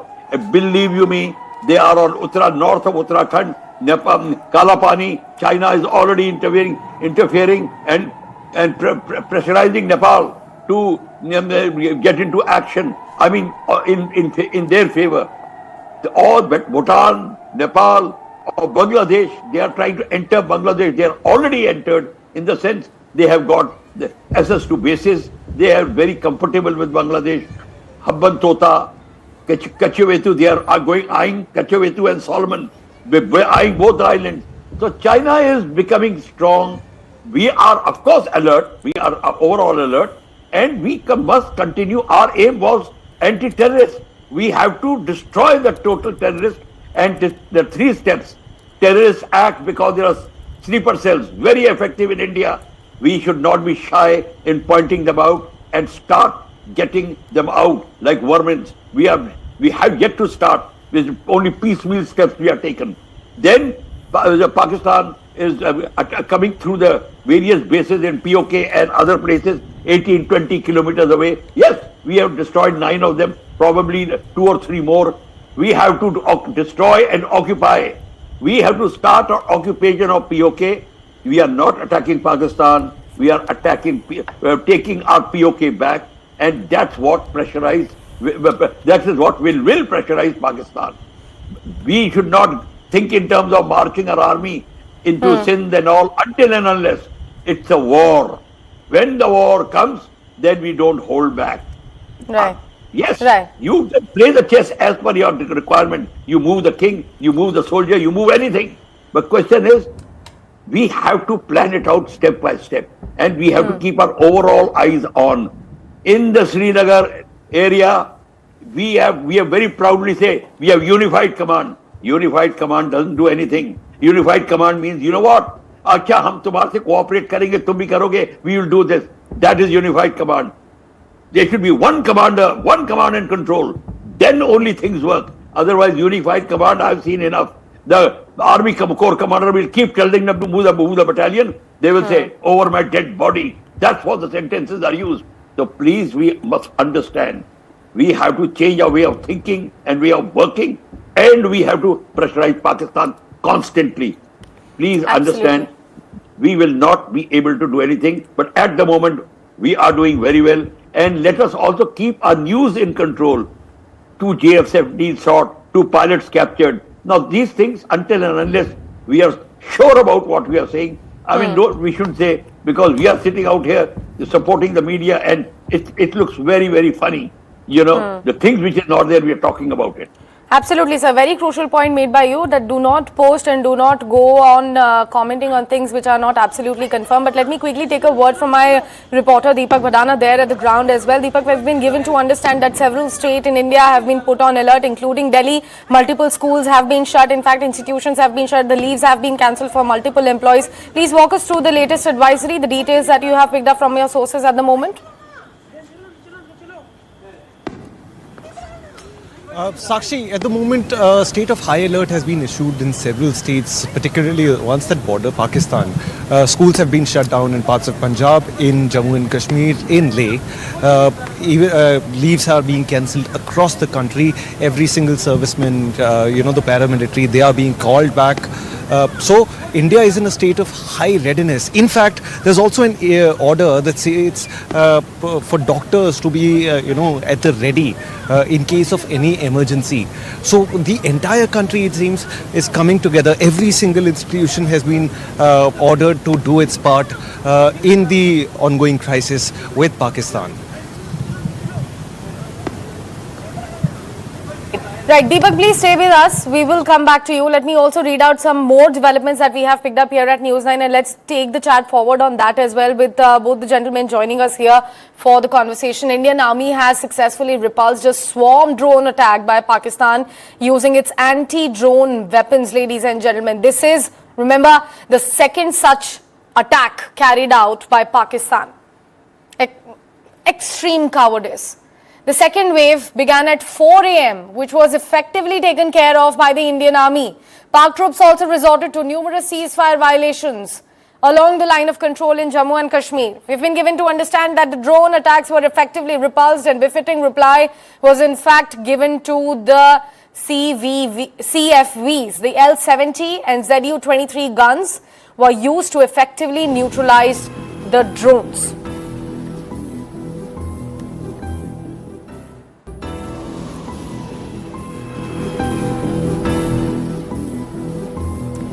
Vice Admiral Sinha, let me come back to you with the question of what India has been maintaining so far. India has very categorically said that, we are not the one who initiates, we are not the one who provokes, we are only the one who knows how to properly and proportionately respond. And India has very categorically maintained that, we are using the same amount of intensity which is coming our way. We are only and only retaliating with that much amount. What do you say about that? Is that for me, Sakshi? Yes, sir. Yes, sir. It's for you. Yeah, very much. Right from the beginning, we have only responded to what they have done. Maybe sometimes we have to give it back to them in higher intensity, but so far it is just one-to-one. And we are not going to provoke. We have not gone to any civil area. We have not hit any military targets. We have only hit the areas where the terrorist camps were. Whereas Pakistan has attempted to hit our military areas, and we should have started hitting the military areas. So, I hope that will happen at the up the sleeve of the armed forces. And I think the armed forces have very clear directive not to attack any civil area, any civil structure, and just limit yourself to responding to what Pakistan is doing. And as I said, it is a war-like situation. The whole country is ready. People are supporting the Honorable Prime Minister, who is a strong leader, and so is entire defense organization. We like a strong leader on top because it becomes easier. Then the task is very well clarified, very well spoken that this is the end result. And once the end result is known, the armed forces will fight and make sure that those aims are achieved. So right now, it is only a political directive for which the armed forces will wait. It is quite possible that the higher-ups have a different method of collapsing, or rather shrinking Pakistan. You see what is happening in their own country, and it is only time is not very far when you will find that those parts of the Pakistan will begin to wither away. And therefore, we'll have to wait. It's not a short war. We'll have to have patience. We are not going to see results immediately. We have to wear the Pakistanis out. They don't have enough stock. Not like us, they've gone and sold their ammunition to Ukraine, and now they're running short themselves. So I would say that we have to be very, very precise. Don't hit civil structures, don't hit civilians. However, respond to everything they're doing. War will not be declared till the army crosses the line of control or the ships are fired upon. So this is the law. We will stick within the rule, and let us see what Pakistan does next. We will respond. We will not escalate. We want to keep the escalation ladder control in our own hands. When they stop, we will stop. If they don't stop, we will respond. So that is the overall thing. Absolutely, absolutely. Wing Commander Bakshi had in fact also highlighted something very crucial about how China is gaining strength amidst all of that. We will come to that point as well. We will discuss a breaking news that we have received here at News 9 about, the recent series of attacks coming in from Pakistan's way, specifically in Poonch and URI, and of course the fatalities over there. But we have got some international, reactions also coming in. Let's take a look at what the world leaders are speaking about, the Pahalgam terrorist attack and now the aftermath as well. But before that, we have a breaking news coming in, ladies and gentlemen. We have been given to understand that Defence Minister Rajnath Singh has met CDS Tri-Services Chiefs. A very crucial meet currently underway. We will continue to bring you all the details with regards to that as well. Now let's take a look at the reactions coming in globally over what is happening between India and Pakistan at the moment. As quickly as possible. We can't control these countries, though. Fundamentally, India has its gripes with Pakistan. Pakistan has responded to India. What we can do is try to encourage these folks to de-escalate a little bit, but we're not going to get involved in the middle of a war that's fundamentally none of our business and has nothing to do with America's ability to control it. America can't tell the Indians to lay down their arms. We can't tell the Pakistanis to lay down their arms. And so we're going to continue to pursue this thing through diplomatic channels. Our hope and our expectation is that this is not going to spiral into a broader regional war or, God forbid, a nuclear conflict. But sure, we're worried about these things. But I think the job of diplomacy, but also the job of cooler heads in India and Pakistan, is to make sure this doesn't become a nuclear war. If it happened, of course, it would be disastrous. Right now, we don't think that's going to happen. What I can say here, a few more things, certainly. We continue to urge India and Pakistan to work towards a responsible solution in this. And we've been saying that certainly from the beginning. We also want to say that what matters in this particular instance right now where we're at is that the phone calls happened, that we are remaining engaged with both governments at, again, multiple levels. We, though, will not engage in the nature of discussing what the conversations have been or what we've conveyed. Certainly there's a lot already on the record when it comes to our reaction to what's been happening here. So there's some discussion that Pakistan wants an independent investigation as to what has happened regarding the terrorist attack. And of course, what we say to that is we want the perpetrators to be held accountable and are supportive of any efforts to that end. All right, Sean. Well, obviously in today's world, that's a call that we've been making for decades. It is the dynamic that we've seen in the Middle East disrupting lives, and clearly what happened in Kashmir is awful, and we've all, of course, we send our condolences. The world has rejected the nature of that kind of violence overall, of course, and certainly the President has and continues to. But at this moment in time, there's like one thing that has to stop, which is a back and forth and a continuation of this. And that is what we're focused on right now. The message from the Secretary, and I think from the United States as a whole in general, is that the violence should stop, that the military action, war, as we've seen in that region, and certainly in the Middle East, has clearly for generations proven that it is not a solution because it never ends. There has to be a change in that regard. So obviously, when it comes to solving a problem, this administration has made itself clear that a war, the military, more violence is not a solution. Diplomacy is a solution, new ideas to stop generational violence and problems. Andrea.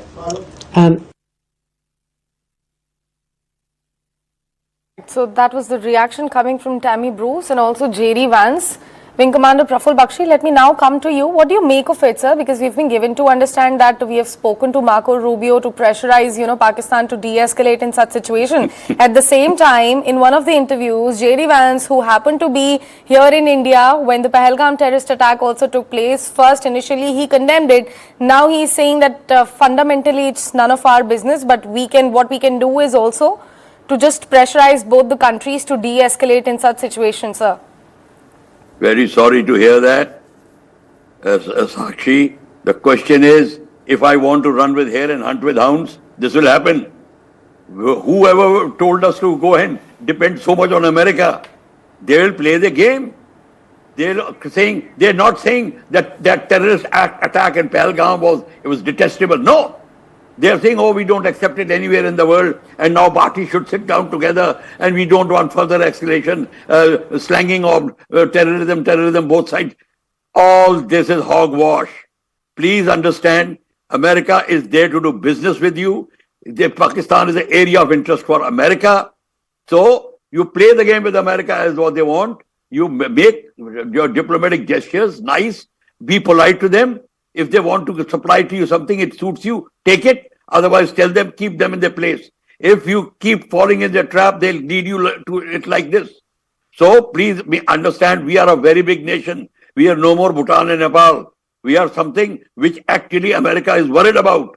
So America must know how to treat us. America has learned the lesson of terrorism. Had we told America that this tower attack which has happened to you, we'll look into it, inquiry and all. I mean, you should not retaliate with them. And if we had spoken the same language, would they have appreciated it?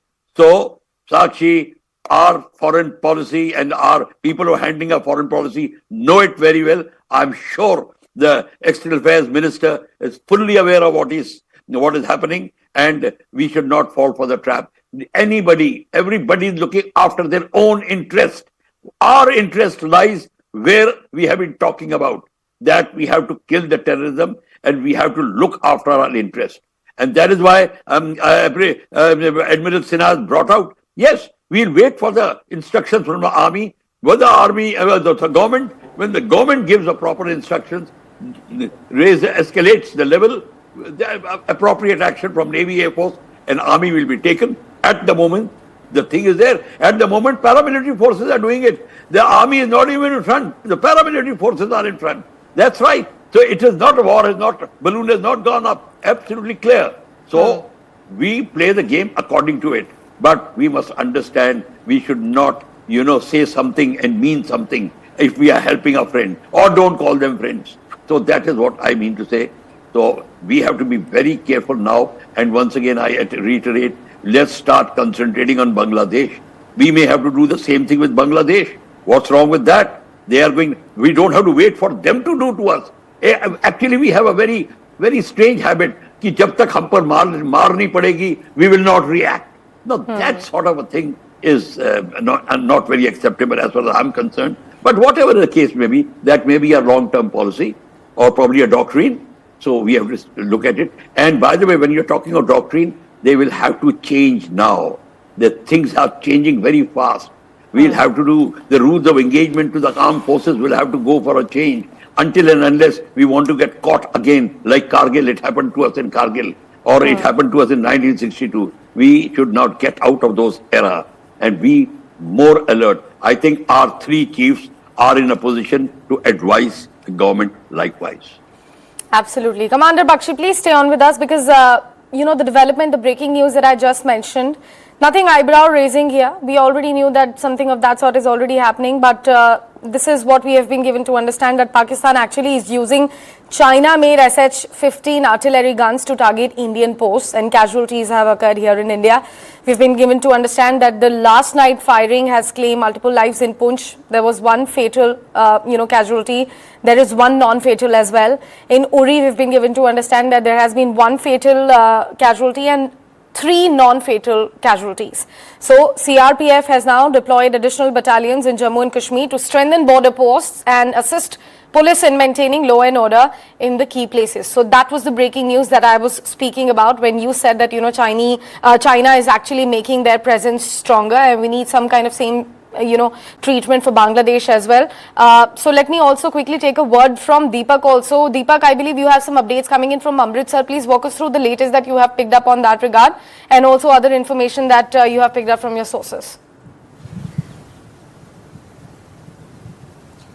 Sakshi, Amritsar is on high alert. The mock drills, all the protocols that were being discussed as part of the mock drills are now in practice in Amritsar and virtually every single bordering district, on the border with Pakistan. Schools have been closed, measures have been taken for evacuations of villagers from the villages that are right at the border. Because to us, those lives are precious. The DPRO has further stated, he's brought out a statement urging everyone to abide by blackout measures when things go dark and to cooperate. But one thing has to be stated, and I will go at pains to say that this is a precautionary measure. There is no need for panic. The Indian air defense shields have worked better than anyone expected, and so far nothing untoward has happened at least on the international border. There is of course a lot of shelling on the LOC, and there are fears that shelling may actually happen and on the IB as well. Therefore, the district authorities are taking all necessary precautions. There is also some sort of urgency on part of the citizens. There are reports that a number of people are stockpiling ration, medicines and the like, which is natural in any emergency, natural or man-made. At the moment, the DPRO has therefore stated that there is no need to panic, and the people need to support the authorities and our brave armed forces in their efforts by staying indoors and staying safe. They have released some of the helpline numbers as well. In case people or the civilians spot anything suspicious around them, do not panic, but do report it to the helpline numbers provided by them. In fact, I believe that we have got a ground report also coming in from URI about the latest developments over there. Let's take a look at that as well. उड़ी sector में इस समय हम मौजूद है और लगातार उड़ी सेक्टर में शेलिंग जो है वो हो रहा है और हम यहाँ पर उड़ी सेक्टर को लगातार कवर कर रहे हैं और आप देख सकते हैं जो यहाँ पर लोग मौजूद हैं वो अब शेलिंग की वजह से बाहर भाग रहे हैं अपने घरों से और जो आसपास के यहाँ शॉपकीपर्स वगैरह है और अंदर जो है अंडरग्राउंड जो यहाँ पर स्पेस है उसकी ओर जा रहे हैं और आप देख सकते हैं ये तमाम लोग जो है यहाँ शॉप्स में, होटल्स में और बाकी जगहों पर काम करते हैं। तमाम जो बिस्तर वगैरह सोने का सामान है वो लेते हुए यहाँ पर भागते हुए पहुँचे हैं और लगातार सरहदी इलाकों में नॉर्थ सेक्टर की बात करें खासतौर पर मैसिव शेलिंग जो है वो पाकिस्तान की तरफ से की जा रही है और इस मैसिव शेलिंग में टंगधार, करना, केरन और उड़ी सेक्टर कुपवाड़ा लगातार दहलते हुए दिख रहा है। टीवी 9 भारतवर्ष टीम लगातार इस इलाके में मौजूद है और एक मैसिव तैयारी जो है वो इस पूरी स्थिति से निपटने के लिए है और भारतीय सेना लगातार जवाब दे रही है, लेकिन इस पूरे इलाके में शेलिंग से साफ तौर पर खौफ का माहौल है। इधर थोड़ा अंदर जाने की मैं कोशिश करूंगा। आप देख सकते हैं ये पूरा इलाका है। ये किस वजह से कैसे हुआ है ये क्रैक? ये पहले ये क्रैक हुआ है, ये जो स्थानीय लोग बता रहे हैं, ये भी जब मैसिव शेलिंग इस इलाके में इससे पहले हुई थी। तो ये जगह है जहां पर ये तमाम लोग बैठेंगे। इस तरह भी आप देखिए क्रैक्स, क्योंकि ये बिल्डिंग जो है, मुर्तजा थोड़ा आगे आके दिखाएं, ये बिल्डिंग जो है शेलिंग की चपेट में आया था और ये क्रैक्स अभी भी इस बिल्डिंग में मौजूद है। तो आप देख सकते हैं किस तरह की मैसिव शेलिंग इस इलाके में होती है और जहां पर हम मौजूद है यहां पर एक तरफ भारतीय सेना की पोस्ट्स है और दूसरी तरफ जो है लगातार पाकिस्तान की तरफ से जो शेलिंग है वो लगातार इस समय यहां पर हो रही है और ये तमाम लोग यहां इस समय छुप रहे हैं और टीवी 9 भारतवर्ष यहां पर लगातार मौजूद है। इस तरफ कुछ लोगों से बात भी करेंगे। क्या नाम है भाई आपका? मेरा नाम मशहूर अहमद। कहाँ से हैं आप? गरकोट से। गरकोट यानी उड़ी से ही है आप? उड़ी से। तो अगर आपकी बात हुई? घर में अभी किया था फोन। क्या सिचुएशन है वो ये हालात, यही पूछ रहे थे हालात कैसे हो रहे। तो आप डरे हुए तो नहीं है? नहीं डरे नहीं। हाँ, यहाँ आप सेफ महसूस कर रहे हैं ना बंकर में? यहाँ जी थोड़ा। तो लगातार कुछ दिन से शेलिंग हो रहा है भाई? आप बहुत पिछले कुछ दिनों से हो रहा था, बीच में रुक गया था। आज अभी मुझे घर से आया फोन। मेरे घर के आसपास पड़ रहे हैं गोले, इससे बहुत जबरदस्त। यहाँ भी इस समय पिछली वाली साइड से लगातार शेलिंग सुन रहे हैं? हाँ, यहाँ चारों साइड से आवाज आ रही है। मुझे घर से फोन किया, मैं वो डर के मारे बात ही नहीं कर सकते अभी।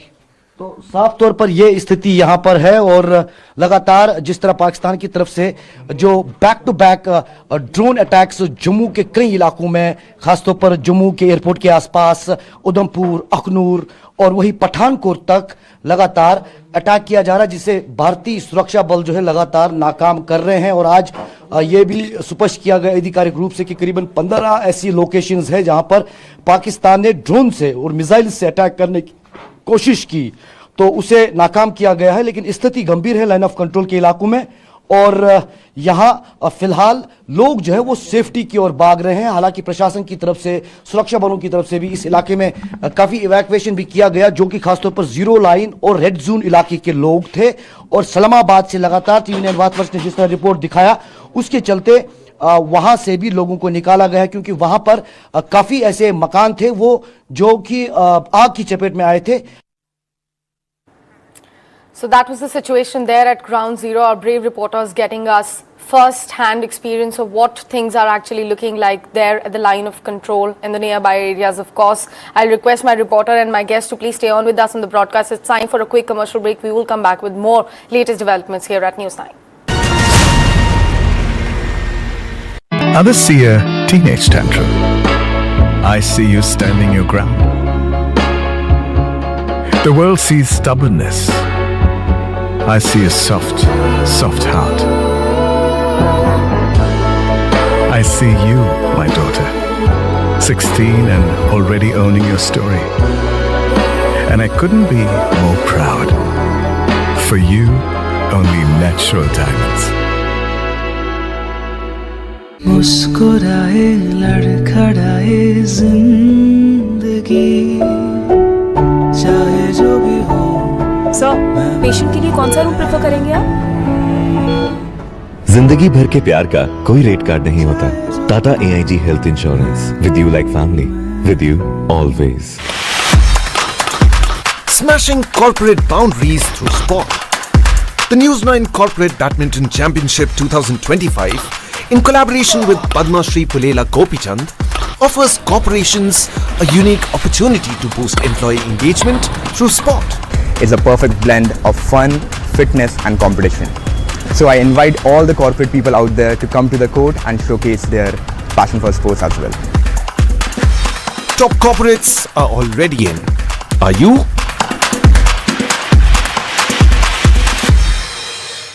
Presenting sponsor, Srinidhi University, Kindle the Light Within. Co-powered by Tata AG, with you always. Venue partner, Gopichand Academy. Sports medicine partner, CSSH, Center for Spine and Sports Health. Associate sponsor, Blue Star, built on trust. Dinshas since 1932. D-Beats, a diamond is forever. Tata New. Celebration partner, Big Bull, the future of clubbing. Welcome back and thanks for staying with us. Well, India's ambassador to United States, Vinay Quatra, has spoken to CNN. He said that we are at war with terrorists. World should be concerned about Pakistan's support of terrorists since last 3 decades. Listen in to that conversation that he had with CNN.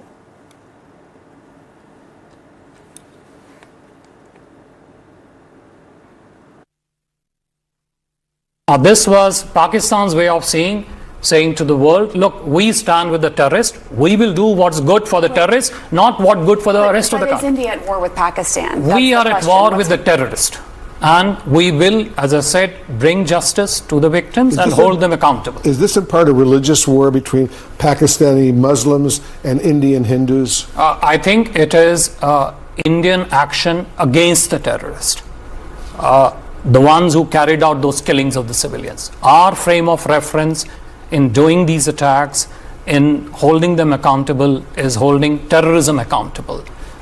That's our frame. It is India and terror activities backed by Pakistan, which were responsible for killing of the 26 innocent civilians. You say you're at war with the terrorists. At what point will you be satisfied?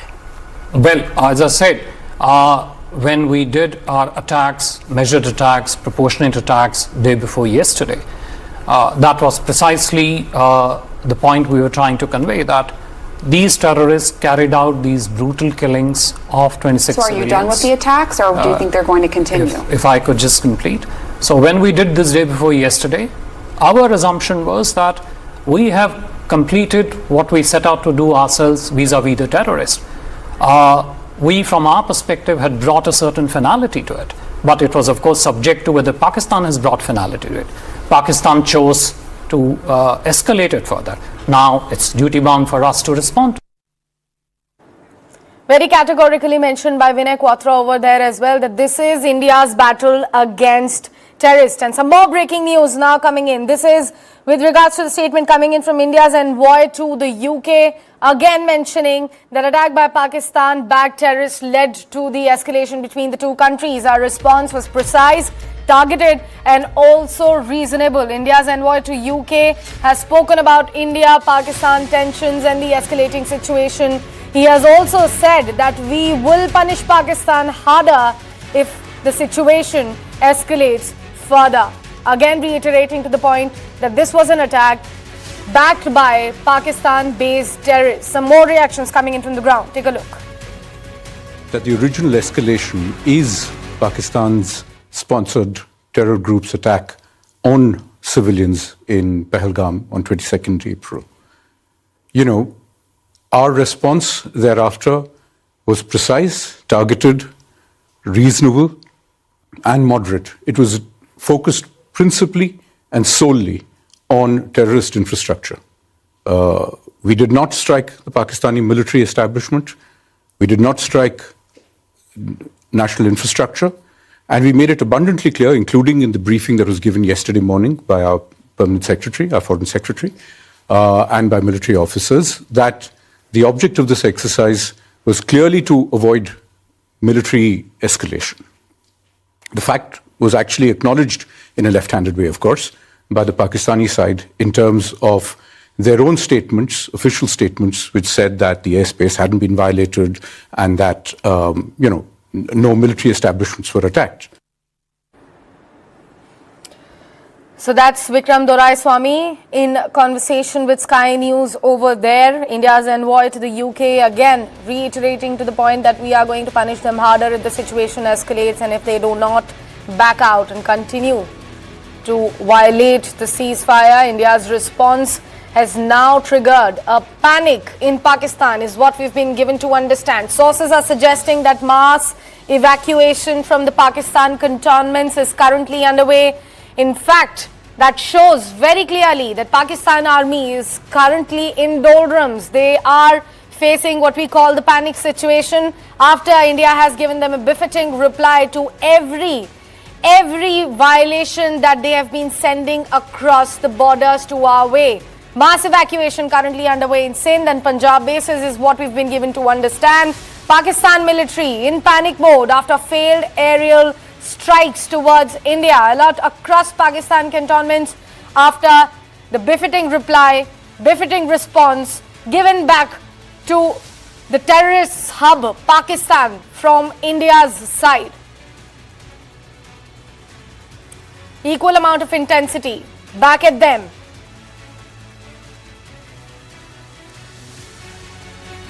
Let me go back to my guest, Vice Admiral Sinha. Can we say now that, sir, going forward, the counter-terrorism strategy which will be opted by India is going to be more defensive? It's going to be like a head-on clash from now onwards? There will be no space of dialogues anymore if you're not learning your lesson properly? Well, Sakshi, from the time Prime Minister Modi has been the Prime Minister of this country, he has taken a call, and India's strategy for terrorism is strategy of punishment, right? He has punished every act of terrorism if required to go across the border, which happened in case of URI and Balakot. We have gone across the border. But in this case, we are punishing them without going across the border, but probably achieving very similar aim or maybe more aim. So there is nothing, it's not a new strategy. This is India's strategy, which is now in full scale. People can see. You do a terror attack, you will get punished. If you respond, you will get punished even more. And that's exactly what is happening. First of all, if we fight against terrorist camp, we did not hit anybody. Why is Pakistan Army responding? Obviously, they have a stake in it. They are the terrorist group. And I would think that if that is so, then they will get hit. And that's exactly what is happening. Sakshi. Absolutely, sir. In fact, we have got a big breaking news now coming in. We have been given to understand that an alert has been issued in Mohali and air alert in Chandigarh as well. That's the big breaking news coming in. So some action for the civilians in India as well, sir. Because earlier in my bulletin, I also told you about the fatalities from Poonch and Uri. Now we have been given to, in fact, my reporter also told us about the situation panning out in Amritsar. Now we have been given to understand that alert has been issued in Mohali and air alert has been issued in Chandigarh. So that's the big breaking news at the moment. It's a developing story. We will keep bringing you more developments. Before we went for the commercial break, we also showed you what's the ground situation there at the ground zero, how people have started moving to the bunkers to save themselves after that heavy shelling that happened at the LOC. We also told you how multiple states and cities have been put on alert, how schools have been shut, how employee leaves have been cancelled, how severe security deployment has happened. And now this is another breaking news coming in, that alert has been issued in Mohali and an air alert has been issued for Chandigarh. Approximately 25 airports in India have been shut for any civilian operation at the moment.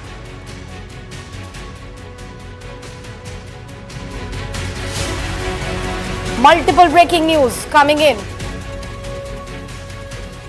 From Pakistan's side, we've been given to understand that they are in a complete panic mode. Mass evacuation is currently underway from the Pakistan's cantonments. This has happened after multiple failed attempts that they have made towards India to disrupt peace and harmony here, also to attack civilian posts, to attack civilians residing here in India. A befitting response from India. All of their strikes towards us proportionately responded with and also intercepted successfully. In fact, some more news coming in. We've been given to understand that the president of the World Bank Group, Ajay Banga, has met Prime Minister Narendra Modi on Thursday. In fact, he has also met Finance Minister Nirmala Sitharaman amid the suspended Indus Waters Treaty with Pakistan. The meeting between Prime Minister Modi and the World Bank chief took place at the former's residence at 7 Lok Kalyan Marg following the Indian airstrikes on the terror infrastructure in Pakistan, the precision attacks there, as well as Pakistan-occupied Kashmir. This meeting took place, a very crucial one, ladies and gentlemen. On Wednesday, Pakistan also attempted to target Indian military installations in 15 cities, but failed miserably. About this particular meet between the World Bank's president and also Prime Minister and Finance Minister, we have been given to understand that he has assured both of them that there will be no intervention on the decision of abeyance taken by India as far as the Indus Water Treaty is concerned. So that's the big breaking news coming in.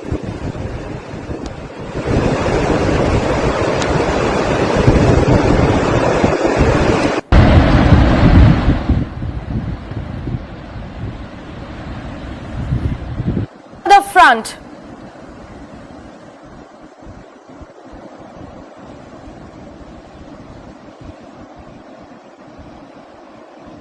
Telling all our viewers, ever since India struck back with Operation Sindoor, that now there is going to be a war by the keyboard warriors on social media as well. You have to be extremely careful about what you are sharing, what you are receiving, what you are believing.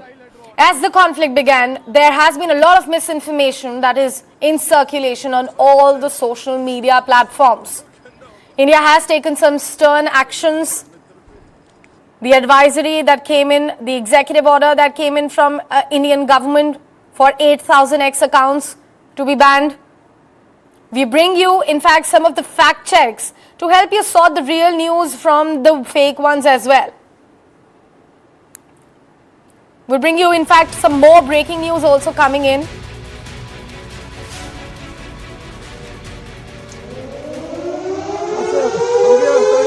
Alert sounded off in Mohali, and again air alert in Chandigarh, ladies and gentlemen.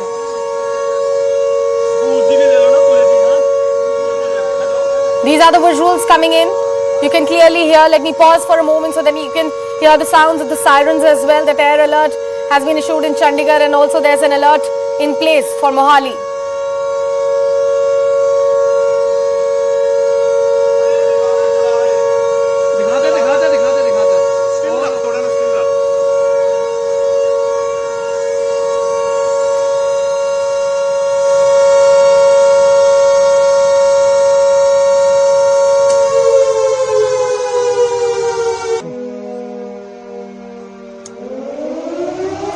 My colleague Deepak Badana is back with us on the broadcast. Deepak, we are hearing the sirens now going on.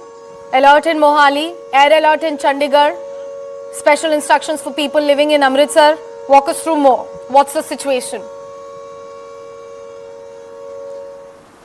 Sakshi, India is preparing for an incoming Pakistani raid should happen. So all these steps that are being taken are to ensure the utmost safety of our citizens. The air raids are a signal for people to evacuate the buildings that they are in.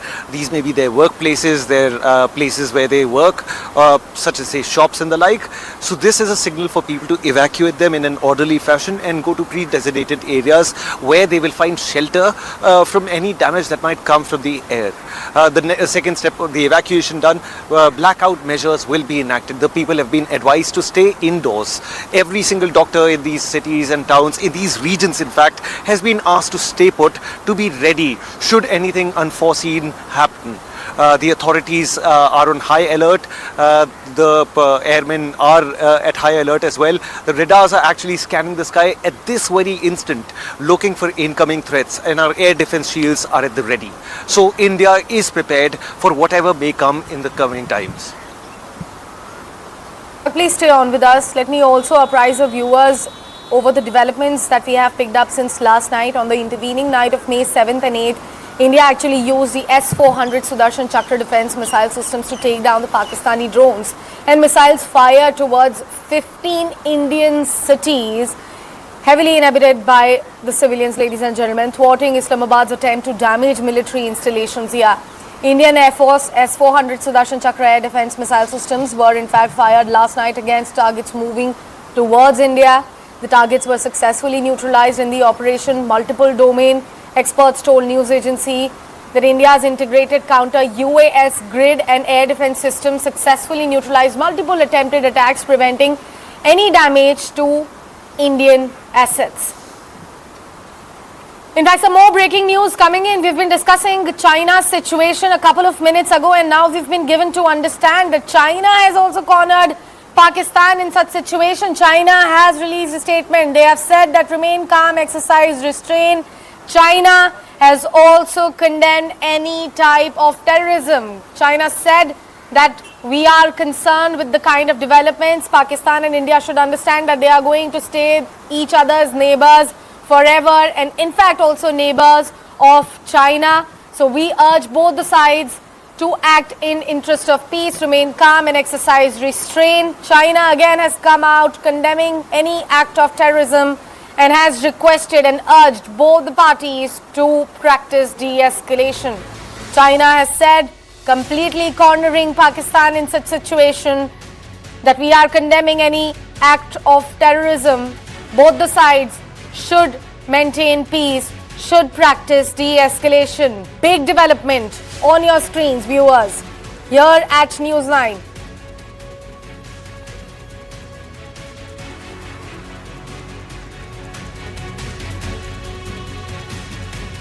So let me read out the entire statement as well for the better perspective of our viewers. On India-Pakistan tension, Chinese Foreign Ministry spokesperson Lin Jian yesterday said that we have shared China's position yesterday on the ongoing situation between India and Pakistan. China is concerned over the current developments.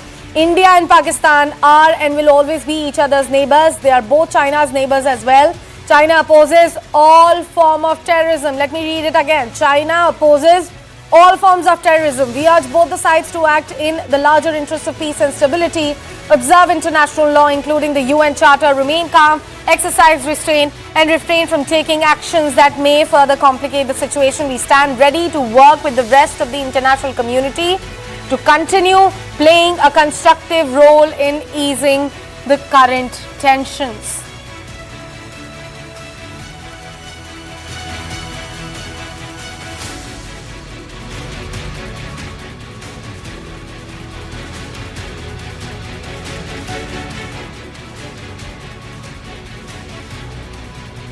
Let's discuss this further. Deepak, something that we just discussed a couple of minutes ago, that, China's ammunition and artillery guns are being used by Pakistan in attack against India. But look at the public statement that China has given out. They have completely cornered them. The only ray of hope for Pakistan that they've been flexing their muscle on, depending on them, has also said that we are condemning any act of terrorism. India and Pakistan should understand that they are going to remain each other's neighbors and China's neighbors as well. So do practice all kind of restraint and do de-escalate. Sakshi, there is a slight nuance to this that a lot of people have missed. See, when it comes to English media, China has come out with this very benign statement where it plays a peacemaker and urges everyone to be calm and, be reflective of their actions. While Chinese actions actually reveal their true intentions. Now, in the course of the last 2 weeks, China has actually supplied shipments of ammunition and missiles to Pakistan. This is the same Pakistan which actually sold its own stores to Ukraine in a bid to make a quick buck. Furthermore, China has, if you look at Chinese media in general, they have actually come out, the Chinese media in Cantonese and Mandarin, they've come out in support of Pakistan. But most importantly, we must understand the delicate situation that China finds itself in. The fact is that should Pakistan lose this misadventure, China has a lot to lose. And I'm not referring to the CPEC. The fact is that Chinese aircraft, Chinese tanks, Chinese artillery guns are being played. And this is a country that has never been at war in the past 50 years or 40 years. So this is a proving ground for them. So every time Pakistan claims a minor win, for China it is a cause for celebration because they will say their jets actually shot down, an Indian tank or whatnot.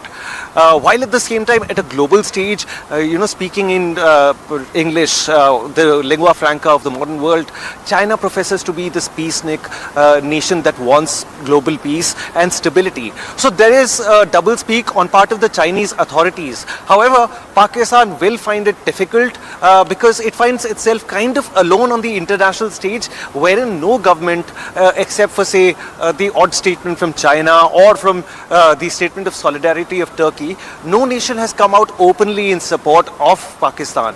India, on the other hand, has received the backing. A lot of leaders have actually sympathized with India's, predicament. We've lost the innocent lives, and these 26 lives weren't the first one. We've lost thousands upon thousands of innocents in all parts of India. We've had bombings as far as Delhi and Mumbai. And this is a scourge that India has faced for more than 3 decades. Before the world even came to understand what terrorism or the war on terror was, India is amongst the victims of terror. And we are people who've grown up facing this hostile threat from across our borders. It's high time that India nips it in the bud. It may be a long drawn out process, but the world will have to come to terms with that the Indian cause is one of righteousness, and it is India has a right to resort to any action to protect its own interests, its own people and its own sovereignty. And this time around, Deepak, this is something that you and I were discussing in the morning as well. We are providing them each and every proof that they asked us last time. We are giving them all the video proofs that we have. We are giving them all the pictures proofs. Something very, very interesting. A picture shown by Vikram Misri yesterday as well, that showed that, it might be a practice for Pakistan, to chill around with the terrorists, but it's not a practice here in India. We do not provoke, we do not initiate any kind of war, but we do know how to respond. Remember the coffins wrapped in Pakistani flags, something highlighted, by Vikram Misri. But Deepak, on that front, let me also read out the breaking news being flashed on our viewers' screen at the moment. This is something that Economic Affairs Division of Government of Pakistan has just posted. It is bizarre how they are trying to play the victim card in this situation. They have written, Government of Pakistan appeals to international partners for more loans after heavy losses inflicted by enemy. Amid escalating war and stock crash, we urge international partners to help de-escalate. Nation urged to remain steadfast, and they have in fact gone on to tag World Bank on it. This is bizarre, Deepak. Look at this, how they are trying to play the victim card in this entire situation created by themselves, begging out openly for money. This has long been a trend. Pakistan goes with a exactly. Yeah. Pakistan has been going out with a begging bowl to countries across the world, even Latin America, and they will talk about, using aid for development and for the betterment of its economy. But look at the state of Pakistan at a time when the vast majority of the Pakistani people lives under, $3 a day. The Pakistani army seems just out of place. This is a modernized army which is now asking for submarines and buying new fighter jets. So there is this double speak on part of the Pakistanis as well. And it shows the imperial colonial nature of the Pakistani army that exploits its own people for its personal gain. All these generals, they've got properties abroad. Every one of them retires and, goes to massive estates. Parvez Kayani went to Australia of all places. Bajwa lives in England. Every single one of these generals, they have no stake in this situation. At this very point, they're asking the Western countries and indeed any person who would listen for money to help them, and they will say this is for the betterment of the civilians who've been hurt by the war. But make no mistake, every single penny given to the Pakistanis will go into financing their illegitimate war that Deepak, my apologies for interrupting you over there. My colleague Karthik is also joining us on the broadcast. Karthik, it's a big development coming in. In fact, we've been discussing this earlier as well, that now Pakistan is trying to play the victim card in this entire situation. Now they have openly asked for money. They are begging for money. They are saying that we are out of money because of the escalating situations and that we are the enemy. We are the aggregators. That's Pakistan for you, right? I think that is quintessential, typical Pakistan going to the world with a begging bowl saying, hey, you know what, we are the victims here. We don't have money and we need your support and we need donation from you and we need financial aid from you to take care of our people and our economy. But eventually, where is that money going? I think, Sakshi, that's the question we need to ask. To establish their family in London. Karthik, to establish their family in London, I believe that is where the money is stay alive, then that is not the kind of money that any global multilateral agency should be spending.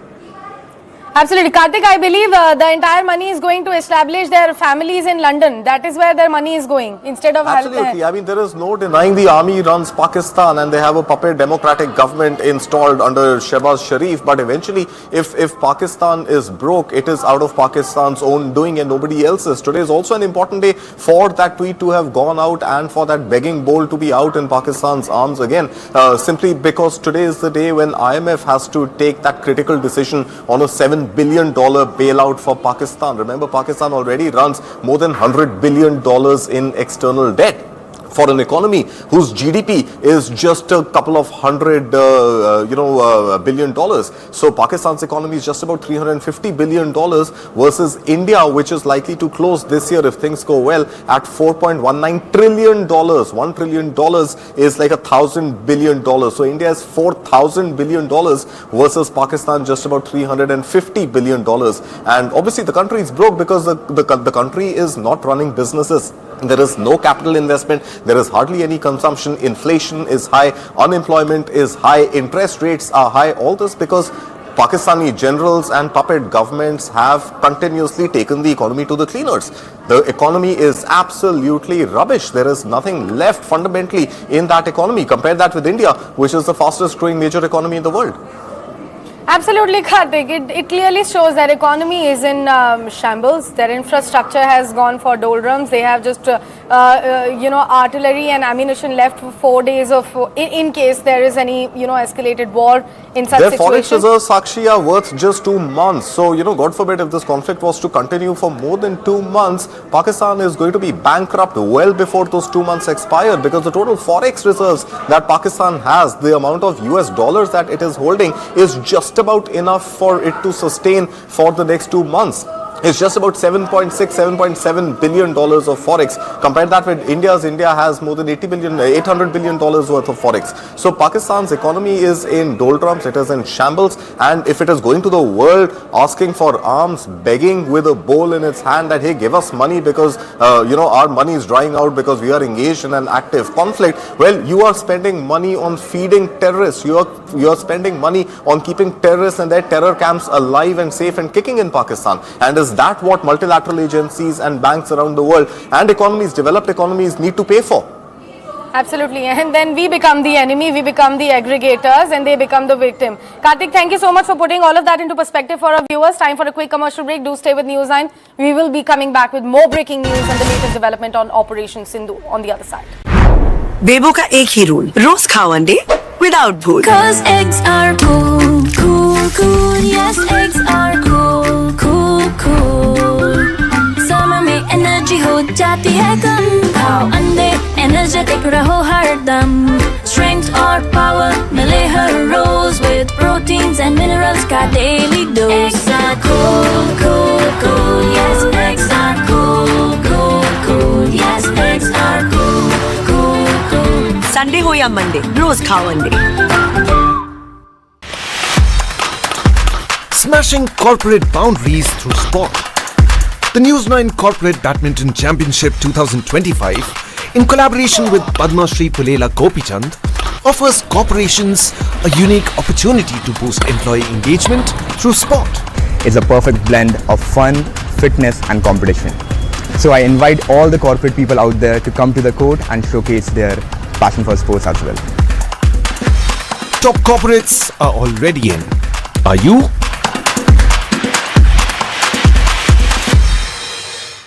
Presenting sponsor, Sindoor University, Kindle the Light Within. Co-powered by Tata AG, with you always. Venue partner, Gopichand Academy. Sports medicine partner, CSSH, Center for Spine and Sports Health. Associate sponsor, Blue Star, built on trust. Dinshas since 1932. D-Beats, a diamond is forever.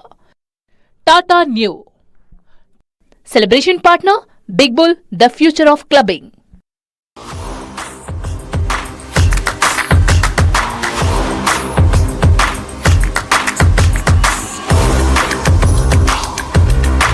This is India's #1 news network, and you're watching News 9. English news as it should be.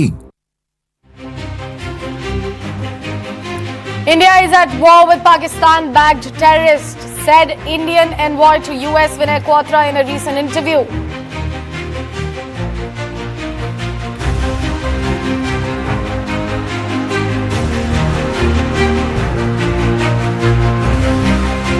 A woman was killed and another got injured in cross-border shelling by Pakistan in the URI area of North Kashmir's Baramulla district.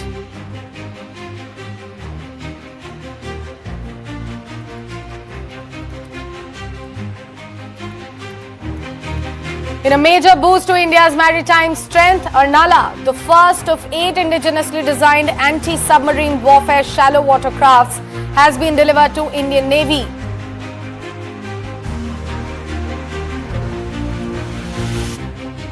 Amritsar's Shri Guru Ramdas Ji International Airport closed until further notice.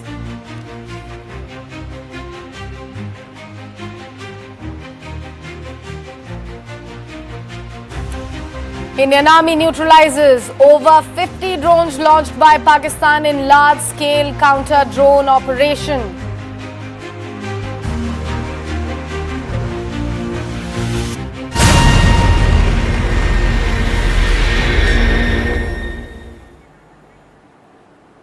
Welcome back and thanks for staying with us. We've been bringing you all the latest development here at the rolling coverage on News 9 about Operation Sindoor, or if I can say, Operation Sindoor 2.0. Multiple developments coming in since last night. Indian Army has repulsed a swarm drone attack by Pakistan using its anti-drone weapons. This is the second such attack carried out by Pakistan. The second wave began at around 4 a.m., which was then effectively taken care of by the capable Indian Army. Pakistani troops also resorted to numerous ceasefire violations along the line of control in Jammu and Kashmir. The drone attacks were effectively repulsed and befitting reply was also given to the ceasefire violations done by Pakistan. L-70 and Zu-23 guns were used to in fact effectively neutralize the drones coming to India's way.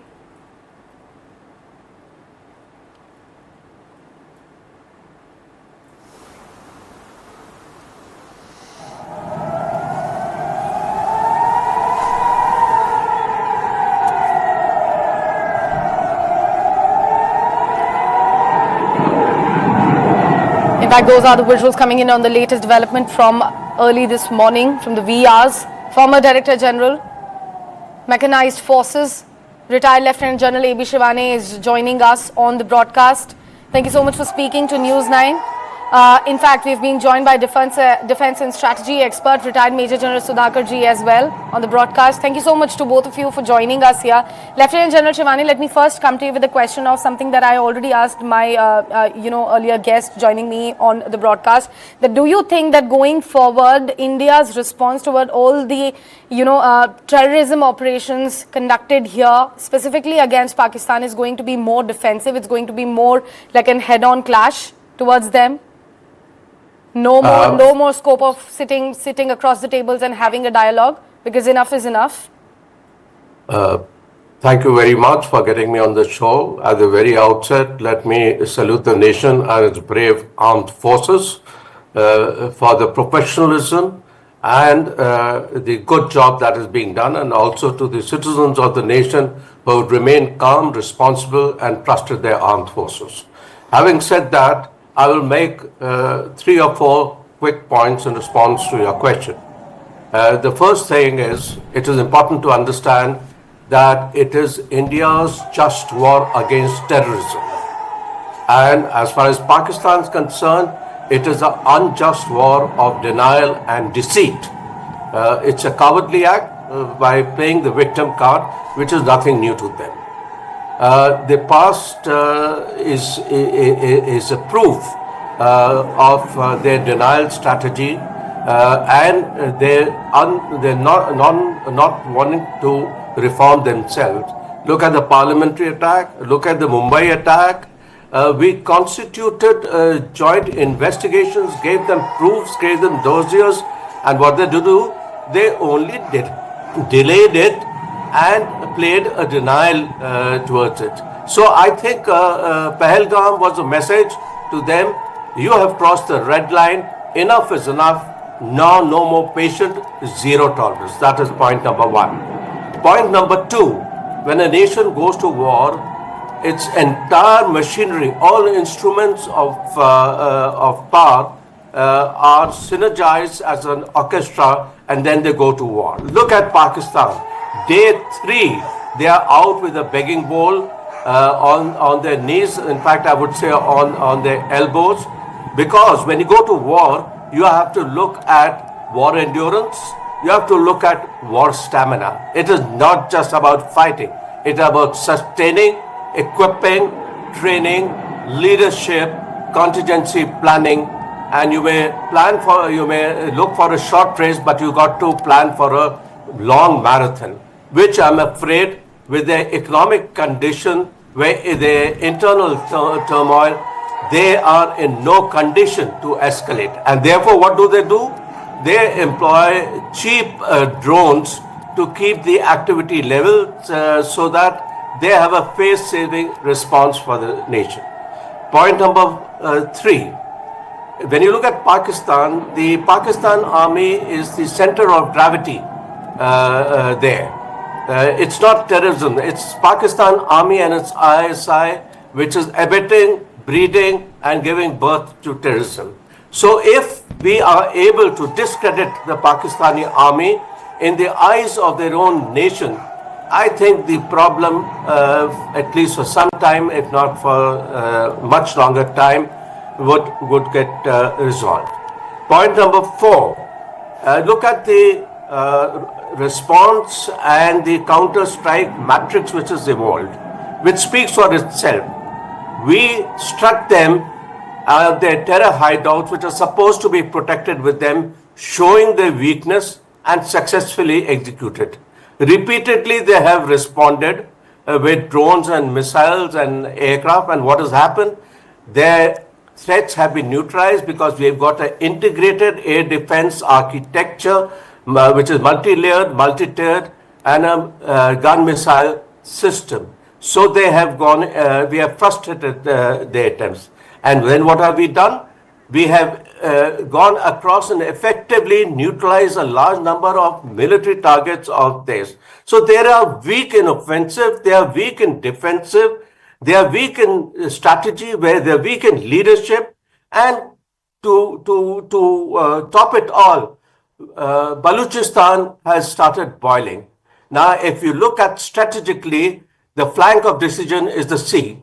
Now with Karachi under threat, Balochistan boiling, I think this will be a turning point for Balochis not to stand up and announce their independence. Thank you very much. Back to you. Absolutely. Major General Sudhakar ji, on that front, it's very clearly highlighted by, Lieutenant General Shivani that they are bleeding from inside as well. BLA, in fact, earlier today also claimed that 6 of their location, they have attacked Pakistani army at 6 different locations. So they have a lot of things boiling at their own soil. Look at the recent tweet that they have made. They are begging for money from World Bank and other foreign countries as well to provide them loans, and they are blaming it all on us. Let's see. Our enemy has destructed multiple properties here in Pakistan, so we need money from you. They are begging for money, clearly, out in the open. Yeah, Shakshi, good morning. Thank you for getting me to your show, and very deep regards to distinguished and esteemed co-panelist. Pleasure to have you back on broadcast, sir. Pleasure to have you back.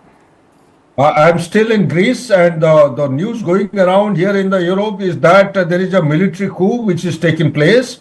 Munir is under arrest, and General, I think, Shahid Mirza, or what is his name? Yes, Shamshad Mirza is taken over. He's supported by UK, US, and China, surprisingly. And likewise, Pakistan is down to 4 days of 4I of ammunition, 4I is intense rate of combat. And they have got only 2 to 3 days of fuel. I don't know how far true it is.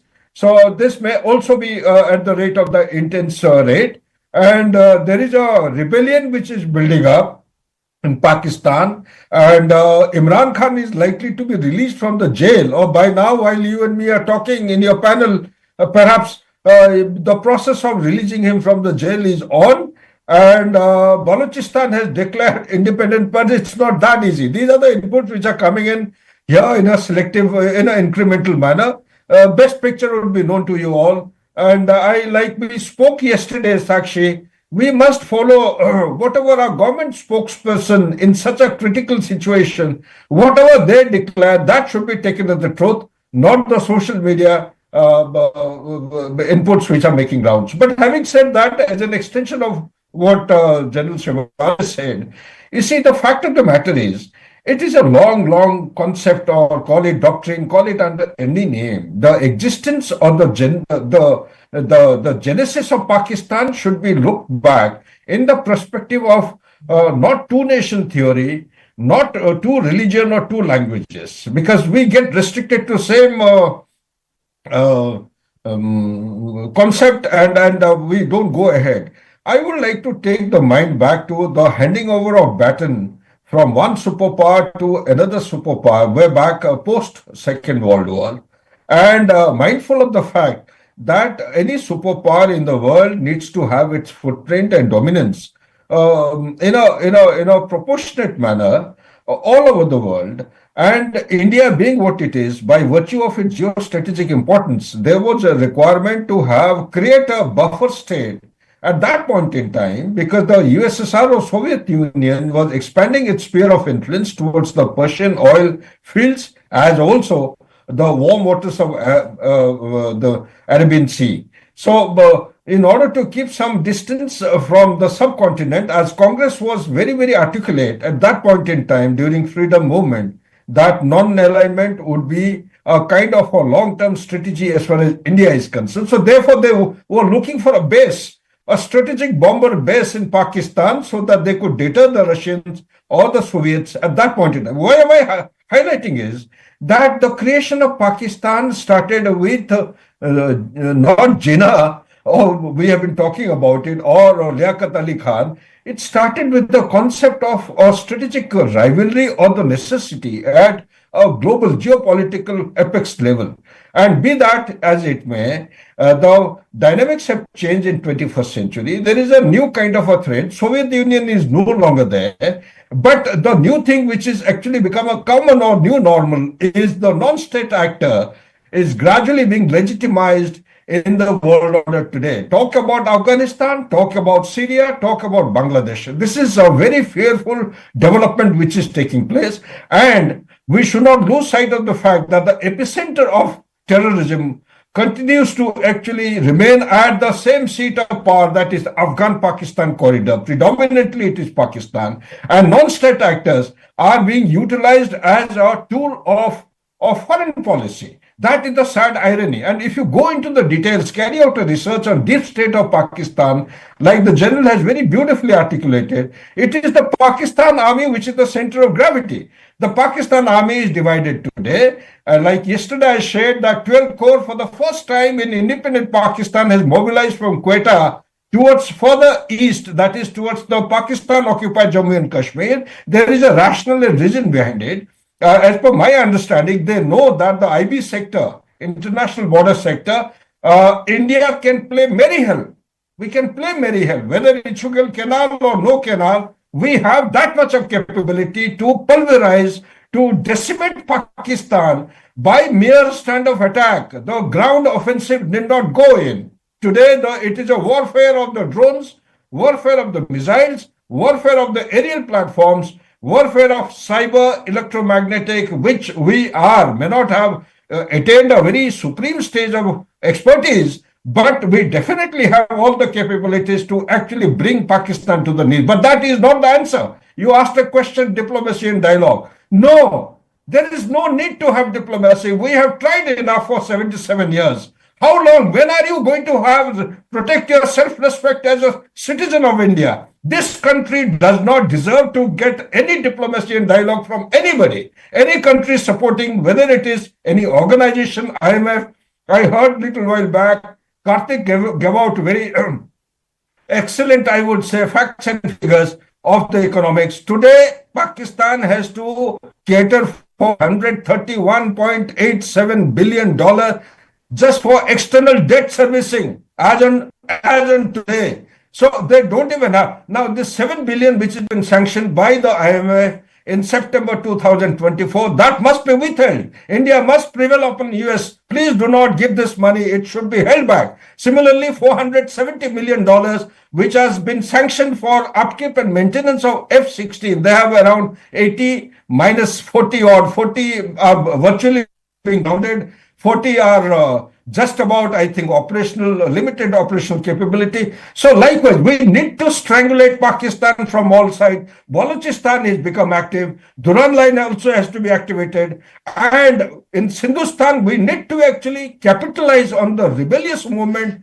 the civil unrest which is building up. Pakistan occupied Jammu and Kashmir also need to be sensitized accordingly, and they should be leveraged to our advantage. There is no going back. There is no talking to this nation until we decimate and destroy. And like the general has brought out very nicely, that the golden opportunity for us is the seaboard, that is the western flank, Karachi side, that we need to strike hard. And also, this time there is no negotiation required. Lahore should have been captured in 65 or in 71. Karachi also should have been captured. So likewise, we need to negotiate from position of advantage after we reach the end state. And Hajipir Pass must be taken back. Line of control, alignment should be shifted westwards. And this should be taken as a golden window of opportunity to take back Pakistan-occupied Jammu and Kashmir. I am not debating or contesting whether it is doable or not.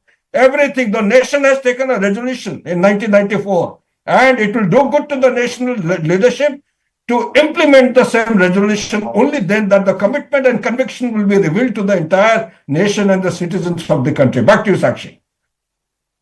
See, since they have tagged on their post, they have tagged World Bank in their tweet. They have also requested, the world to lend them some money for only them to, of course, use it again on their sinister plots and for them, their ministers to settle down their families back in London again. But having said that, we have got a big breaking news also coming in. We've been given to understand that Defence Minister Rajnath Singh, in fact, is having a very crucial meeting with the Combined Defence Services as well as Tri-Services Chief at the moment. We will continue to bring you all the developments on that front as well.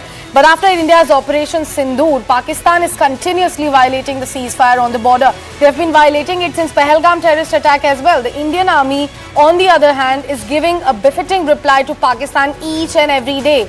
as the Pakistan Army unleashed the most intense artillery and mortar shelling in years, targeting forward villages near the line of control. The Indian Army is retaliating back and also proportionately. Motor vehicles are being sent from Pakistan's side to Nowshera, Poonch and Rajouri areas, what we've been given to understand from our sources. They are also suggesting that Pakistani Army is using Chinese artillery.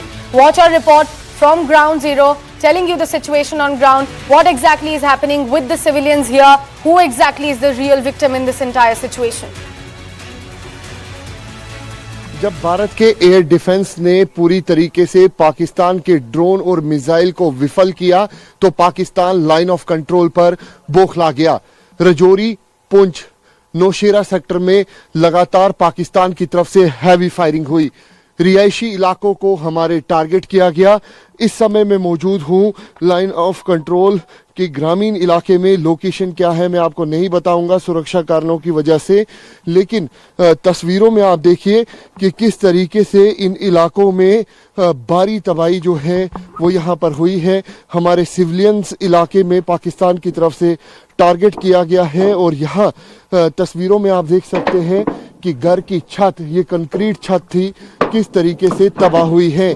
Pakistan की तरफ से heavy firing की गई पुंछ इलाके में, उसके साथ साथ नौशेरा, रजौरी इलाके में, कश्मीर के उरी इलाके में, कुपवारा इलाके में सीज फायर का उल्लंघन किया गया, लेकिन भारतीय सेना ने भी पाकिस्तान को मुंह तोड़ जवाब दिया है। तस्वीरों में आप देख सकते हैं कि ये जो छोटे छोटे ये जो शेल है, ये साफ तौर पे आप देखिए ये पाकिस्तान की कायराना हरकत के सबूत हैं। ये दिखाता है कि पाकिस्तान किस तरीके से बौखला गया है। ये दिखाता है कि किस तरीके से पाकिस्तान सिविल इलाकों में लगातार गोले और आर्टिलरी का इस्तेमाल कर रहा है। सूत्रों से मिली जानकारी के मुताबिक पाकिस्तान की तरफ से चाइनीज आर्टिलरी का जो इस्तेमाल है वो यहाँ पर किया जा रहा है। सूत्र बता रहे कि SH-15 आर्टिलरी गन का इस्तेमाल जो है वो पाकिस्तान की तरफ से किया गया है, लेकिन इन सब के बीच ये तस्वीरें बयां कर रही हैं कि किस तरीके से रिहायशी इलाकों को पाकिस्तान टारगेट कर रहा है। क्या हुआ था रात को? क्या हुआ था रात को? सबसे पहले 1 बजे के करीब गोले 2-4 गोले आए हैं। उसके बाद हम सबको अपने जितने भी हैं वो सब बच्चों को अंदर लेके अंदर चले गए हम, कि उधर से गोले जब इधर से आते इधर से आते हमारे आसपास पड़ रहे थे तो हम अंदर से बाहर नहीं निकले, तो हम अंदर ही थे। उसके बाद 3, 3:30, 4 बजे तक बराबरी गोले चले हैं और उसके बाद अपना 4:30 बजे से 5 बजे तक 12 गोले दोबारा आए हैं। घर को भी डैमेज किया? हाँ, घर को भी डैमेज किया है। आप कहाँ थे रात को? हम इधर से जब उधर पड़ा तो हम नीचे भाग के गए। ये बच्चा भी बीमार है, ये तो मरने वाला था, इसको बड़ी मुश्किल से बचाया हमने। मालिश कर करके इसको सीधा किया। इसको महीने में 3-4 ब्लड चढ़ता है। अच्छा। जैसा इसने बम की आवाज सुन तो ये ऐसे बिल्कुल बेहोश ही हो गया। इसको बड़ी मुश्किल से हमने सीधा किया। तो हम तो बोलते हैं इधर होते तो मर भी जाते हम। उधर पड़ा तो जैसे हमने सोचा भागने क्या लगे, ऐसे नीचे उतरे तो फटाफट इधर ही पड़ गया पीछे से अचानक से। हाँ, अचानक ही पता ही नहीं चला। तो ये देखिए गांव वाले हैं बता रहे हैं कि किस तरीके से पाकिस्तान की नापाक साजिश जो है वो यहाँ पर रची गई, हमारे सिविलियन इलाकों को टारगेट किया गया, लेकिन इन सब के बीच भारतीय सेना भी पाकिस्तान को मुंह तोड़ जवाब दे रही है। तस्वीरों में आप देख सकते हैं कि कंक्रीट की पूरी दीवार है। यहाँ पे घर में किस तरीके से यहाँ पर जो तबाही है वो यहाँ पर हुई है पाकिस्तान की गोलाबारी की वजह से। ये सबूत है कि किस तरीके से पाकिस्तान जो है वो बौखला गया है। नौशेरा सेक्टर हो या फिर रजौरी सेक्टर या फिर पुंछ सेक्टर, लगातार पाकिस्तान की तरफ से सीज फायर का उल्लंघन किया गया है और भारतीय सेना भी पाकिस्तान को मुंह तोड़ जवाब दे रही है।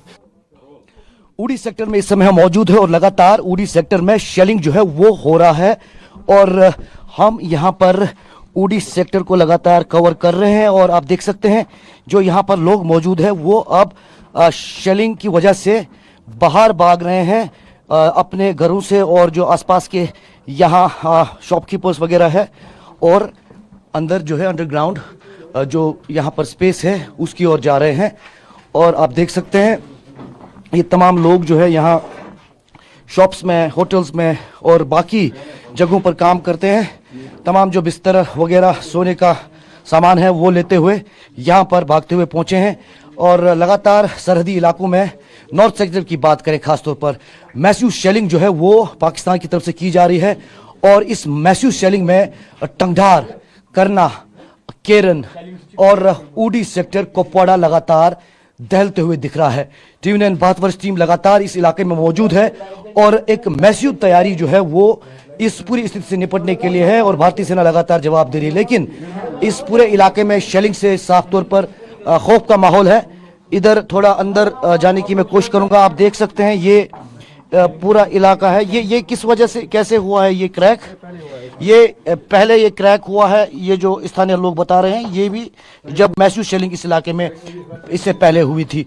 तो ये जगह है जहां पर ये तमाम लोग बैठेंगे। इस तरह भी आप देखिए क्रैक्स, क्योंकि ये बिल्डिंग जो है, मुर्तजा थोड़ा आगे आके दिखाएं, ये बिल्डिंग जो है शेलिंग की चपेट में आया था और ये क्रैक्स अभी भी इस बिल्डिंग में मौजूद है। तो आप देख सकते हैं किस तरह की मैसिव शेलिंग इस इलाके में होती है। और जहां पर हम मौजूद है, यहां पर एक तरफ भारतीय सेना की पोस्ट्स है और दूसरी तरफ जो है लगातार पाकिस्तान की तरफ से जो शेलिंग है वो लगातार इस समय यहां पर हो रही है और ये तमाम लोग यहां इस समय छुप रहे हैं और टीवी 9 भारतवर्ष यहां पर लगातार मौजूद है। इस तरफ कुछ लोगों से बात भी करेंगे। क्या नाम है भाई आपका? मेरा नाम मशहूर अहमद। कहाँ से हैं आप? गरकोट से। गरकोट यानी ऊडी से ही है आप? ऊडी से। तो अगर आपकी बात हुई? घर में अभी किया था फोन। क्या सिचुएशन है वो ये हालात, यही पूछ रहे थे हालात कैसे हो रहे। तो आप डरे हुए तो नहीं है? नहीं डरे नहीं। हाँ, यहाँ आप सेफ महसूस कर रहे हैं ना बंकर में? यहाँ के जी थोड़ा। तो लगातार कुछ दिन से शेलिंग हो रहा है भाई? आप बहुत पिछले कुछ दिनों से हो रहा था, बीच में रुक गया था। आज अभी मुझे घर से आया फोन। मेरे घर के आसपास पड़ रहे हैं गोले, इससे बहुत जबरदस्त। यहाँ भी इस समय पिछली वाली साइड से लगातार शेलिंग सुन रहे हैं? हाँ, यहाँ चारों साइड से आवाज आ रही है। मुझे घर से फोन किया, मैं वो डर के मारे बात ही नहीं कर सकते अभी। तो साफ तौर पर यह स्थिति यहां पर है और लगातार जिस तरह पाकिस्तान की तरफ से जो back to back drone attacks Jammu के कई इलाकों में, खासतौर पर जम्मू के एयरपोर्ट के आसपास, उधमपुर, अखनूर और वही पठानकोट तक लगातार अटैक किया जा रहा है, जिसे भारतीय सुरक्षा बल जो है लगातार नाकाम कर रहे हैं। और आज ये भी स्पष्ट किया गया आधिकारिक रूप से कि करीबन 15 ऐसी लोकेशंस है जहां पर पाकिस्तान ने ड्रोन से और मिसाइल से अटैक करने की कोशिश की, तो उसे नाकाम किया गया है। लेकिन स्थिति गंभीर है लाइन ऑफ कंट्रोल के इलाकों में और यहां फिलहाल लोग जो है वो सेफ्टी की ओर भाग रहे हैं। हालांकि प्रशासन की तरफ से, सुरक्षा बलों की तरफ से भी इस इलाके में काफी इवैक्यूएशन भी किया गया, जो कि खासतौर पर जीरो लाइन और रेड जोन इलाके के लोग थे। और सलामाबाद से लगातार टीवी 9 भारतवर्ष ने जिस तरह रिपोर्ट दिखाया, उसके चलते वहां से भी लोगों को निकाला गया, क्योंकि वहां पर काफी ऐसे मकान थे वो जो कि आग की चपेट में आए थे। मुस्कुराए लड़खड़ाए जिंदगी, चाहे जो भी हो। सर, पेशेंट के लिए कौन सा रूम प्रेफर करेंगे आप? जिंदगी भर के प्यार का कोई रेट कार्ड नहीं होता। Tata AIG health insurance, with you like family, with you always. Smashing corporate boundaries through sport. The News 9 Corporate Badminton Championship 2025, in collaboration with Padma Shri Pulela Gopichand, offers corporations a unique opportunity to boost employee engagement through sport. It's a perfect blend of fun, fitness and competition. So I invite all the corporate people out there to come to the court and showcase their passion for sports as well. Top corporates are already in. Are you?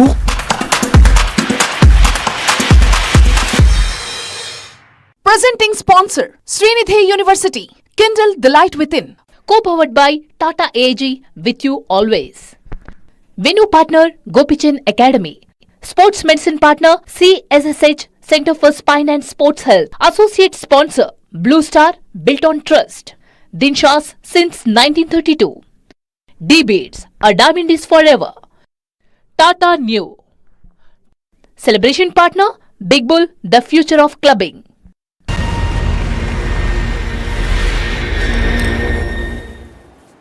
Welcome back and thanks for staying with us. Before we left you for a commercial break, we told you about how China has also cornered Pakistan in such situation. Also, that post has also come in from Pakistan's side. They are begging for money and they have made us enemy again in this entire situation. When they were the one who aggregated the situation, they were the one who attacked us first.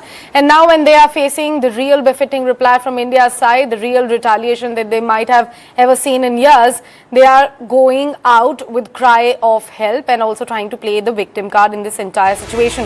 But let me again reiterate it to the point of what China has said in this situation.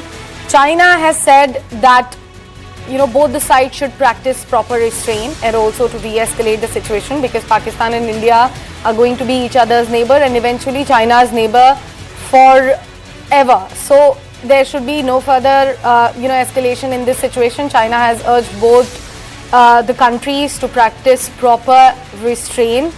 At this point of time, when China looked like the last ray of hope for a country like Pakistan, China in fact has also washed their hand. China has said that we are going to take a step back and we are going to just tell both of you to practice restraint, both of you to just, de-escalate in such situation and do not.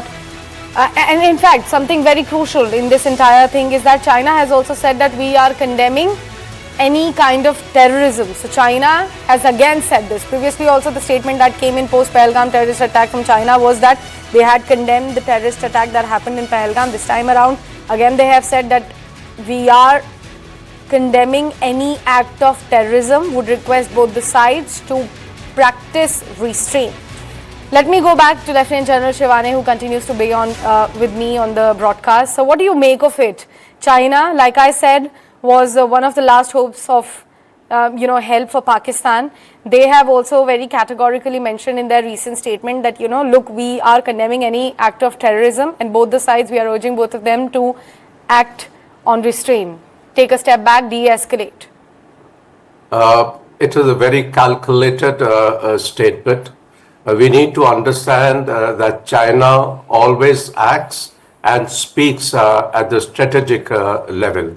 And when you see the geopolitical position today, they are under tariff war from US. Their focus is Taiwan, and they realize that Pakistan is on no moral ground and exposed today globally to terrorism and deceitful behavior of denial.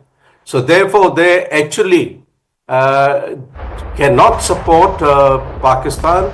All that friendship talk is fine, but today the wars are on the screen, globally watched all over with long-term ramification. China is looking at itself in the long term. With such short-term mistakes of supporting Pakistan, it will only impact itself. So therefore, this statement comes in the light of that. Number two, China also has realized that the onus of escalation lies with Pakistan and the responsibility of proportionate response lies with India.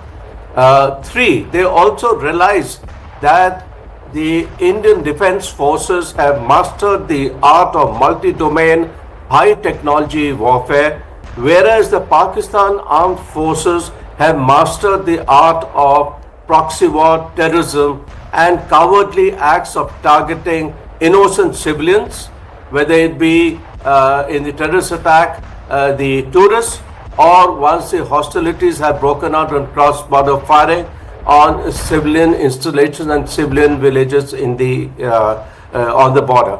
So therefore, it's amply clear that no nation who has a vision for itself will ever support Pakistan. And so Pakistan is politically, diplomatically isolated, politically into fissures. Leadership, Pakistan's leadership, you don't see General Mullah Manir, I call him Mullah Manir. His voice and his face is not on is not there, he's disappeared. Which is quite traditional to Pakistan military hierarchy. When they are in adverse conditions, they disappear and go somewhere else. So the leadership has collapsed. Domestically, they are going through fissures in Balochistan, Khyber TTP, northern areas. Militarily, they are taking a beating. So I think the nation is in a situation which is even worse than 1971, if I may say, because of the all instruments of national power today, including but primarily economic, because a nation goes and does whatever it does, whether war or peace or development, based on economics. So they are in such a slippery wicket today, as never ever since the independence have they faced such sort of multi-domain crisis while we are executing multi-domain warfare with technology. Over, back to you. Absolutely. Major General Sudhakar ji, and it's very interesting because they are trying to, cry to the world this time around. They are showing several fake images on social media as well. They are saying that Indians are targeting civilians, see what India is doing to us, and crying for help. At the same time, a very befitting reply, a very straightforward reply given by Vikram Misri yesterday at the presser when he said that, look, your former foreign minister, your defense minister out in the open has accepted such links of Pakistan with the terrorist group. What are you exactly crying about? What happened in Pahalgam was not our fault. We had nothing to do with it. That they were innocent civilians, innocent tourists. They went for a vacation. They went for their honeymoon. You killed 26 innocent lives. You claimed their lives based on their religion. Absolutely, Shakshi.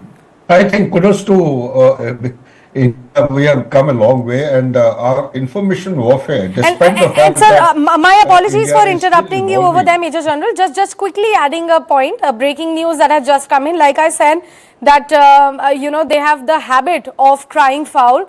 Amidst all of that, we have been now given to understand that after making that post, begging for money, they are now claiming that their account was hacked. They are saying that it was a fake post, and that they are asking X to just block the account for a while because the account has been hacked. That's a fake post. What is this? What do you make of it? This is the only strong point of Pakistan as on today, as also in the past, is the information warfare. That I would actually give it to them because conventionally speaking, as far as the tank versus tank on the aircraft and the vessels, naval capability, missiles, whatever, in 1971 was a good turning point for both Pakistan as also India. Pakistan realized for the first time, no matter how much of noise they create in different forums and platforms, they were convinced that it was impossible, simply impossible to defeat India conventionally. And consequent to that, with the Soviet invasion into Afghanistan, they got a golden opportunity with the help of America and the Western alliances to try out the concept of proxy war. And that proxy war is being validated. They're thinking that perhaps the same proxy war which, threw out the Soviets from Afghanistan and subsequently Americans from Afghanistan, perhaps they'll be able to, snatch away Jammu and Kashmir and liberate them and integrate with the Pakistan. So this is a very far-fetched kind of a dream, and I'm sure everyone in Pakistan today is getting convinced. The only strong point which they have is the DGISPR. To some extent, it's not that. And by and by, let me tell you, post-Galwan incident, the Ministry of External Affairs, the spokesperson, he carries out very regular kind of a press briefing. That is very, very important. Strategic communication and tactical level communication. Communication for the people of the country, for our own media is very important. The black and white has to be called out loudly. That is what is being done. The military operations were back in Kargil. I still remember. We used to have a colonel from the military operation directorate on day-to-day basis, calling out what the actual facts were and what Pakistan was painting. Pakistan will be exercising the similar option. They are practicing the art of non-state actor in the world because the non-state actors are gradually getting legitimized. Take your mind back to 2006. What happened to Hezbollah? They brought the IDF, Israeli Defense Forces, onto the knees. 26 or 36 days of war 2006, one non-state actor, Hezbollah, by means of information warfare, they brought a formidable armed force of the world onto the knees. They are still trying out the similar concept, and they have class 12, intermediate and graduate students being paid pittance, I would say, by DGP, ISPR, and they teach them different aspects of information warfare. There are handlers, there are offensive kind of components, there are defensive components. So this is one thing which India has to also evolve and develop a formidable structure, formal structure led by political leadership and have competent expertise under them. And we need to actually galvanize the resources that we have in piecemeal method in different organizations. So this is what Pakistan precisely is doing. They will do, flip-flop kind of, information warfare. They will pass some message today, they counter it tomorrow, they will pass another message tomorrow. Like here in Europe, people are saying no aircraft of India has been shot down. But Pakistan, I believe, some of the people here in Greece itself, whom I came across yesterday, they're making loose statements कि हिंदुस्तान के इतने हवाई जहाज को हमने गिराया. Bugger all. I happen to be listening to it. I think you better watch out. Stop really spreading this loose communication and information. So therefore, we have to guard against it. Our countrymen, you're doing a great job. Your channel is doing an excellent job. What we need to keep in mind is that we need to bleed Pakistan not with 1,000 cuts. With every single ana, take the mind back to the currency denomination. Pakistan has to be bled by not by military means, but by economic means, by political means, by constitutional means, by means of dividing its people, by means of actually, by non-conventional or non-kinetic means, like the way we have adopted the Indus water treaty, revocation or suspension. The similar kind of thing, taking it to the FATF.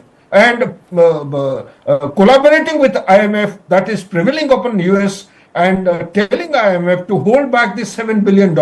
It has to be squeezed. There are some allotment, some sanctions which have been made, not economic sanction, I'm saying financial aids from UK, from a country like France, country like Germany, we need to look out for. There are different heads under which different kinds of money is being released and sanctioned to Pakistan. We need to carry out a bin count of all these one by one, need to actually progress the case in a systematic manner. I think our Minister of External Affairs is doing a fantastic job. The nation is actually standing together and in support of the armed forces. And this is the way to go. I'm sure in times ahead, only thing that we need to be mindful of is that the global opinion is very vulnerable. It can change in no time. We need to take our mind back to Israelis when they started the counter-offensive against Hamas.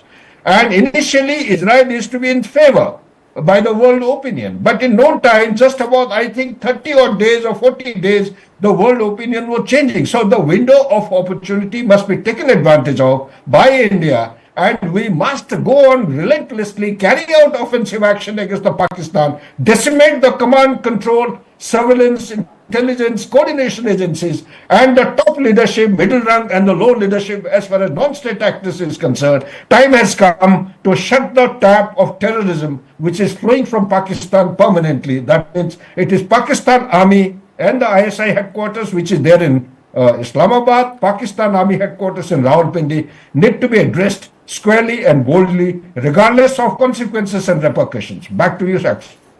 Absolutely. I'll request both of you to please stay on with me on the broadcast, since you have spoken about how the narratives have changed globally as well. Let's listen in from the world leaders. Some of the international reactions also coming in about what exactly is happening between India and Pakistan at the moment, the escalating situation, of course. To de-escalate as quickly as possible.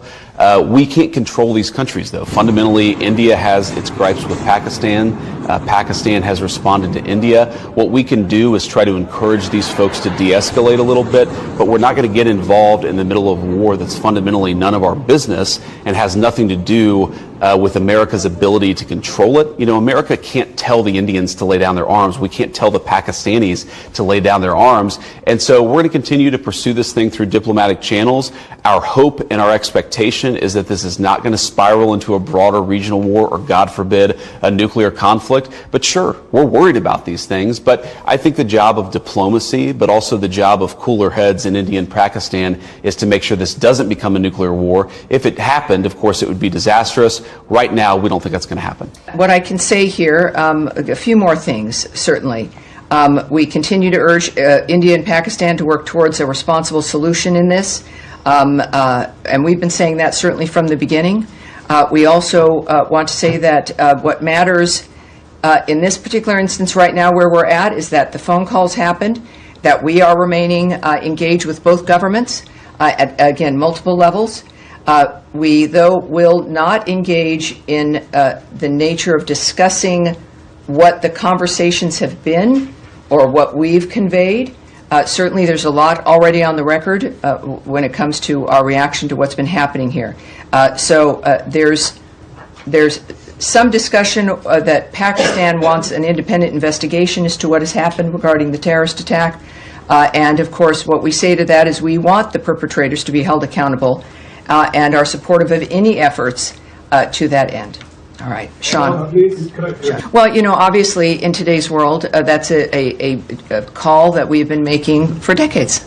It is the dynamic that we've seen in the Middle East disrupting lives, and clearly what happened in Kashmir is awful, and we've all, of course, we send our condolences. The world has rejected the nature of that kind of violence overall, of course, and certainly the President has and continues to.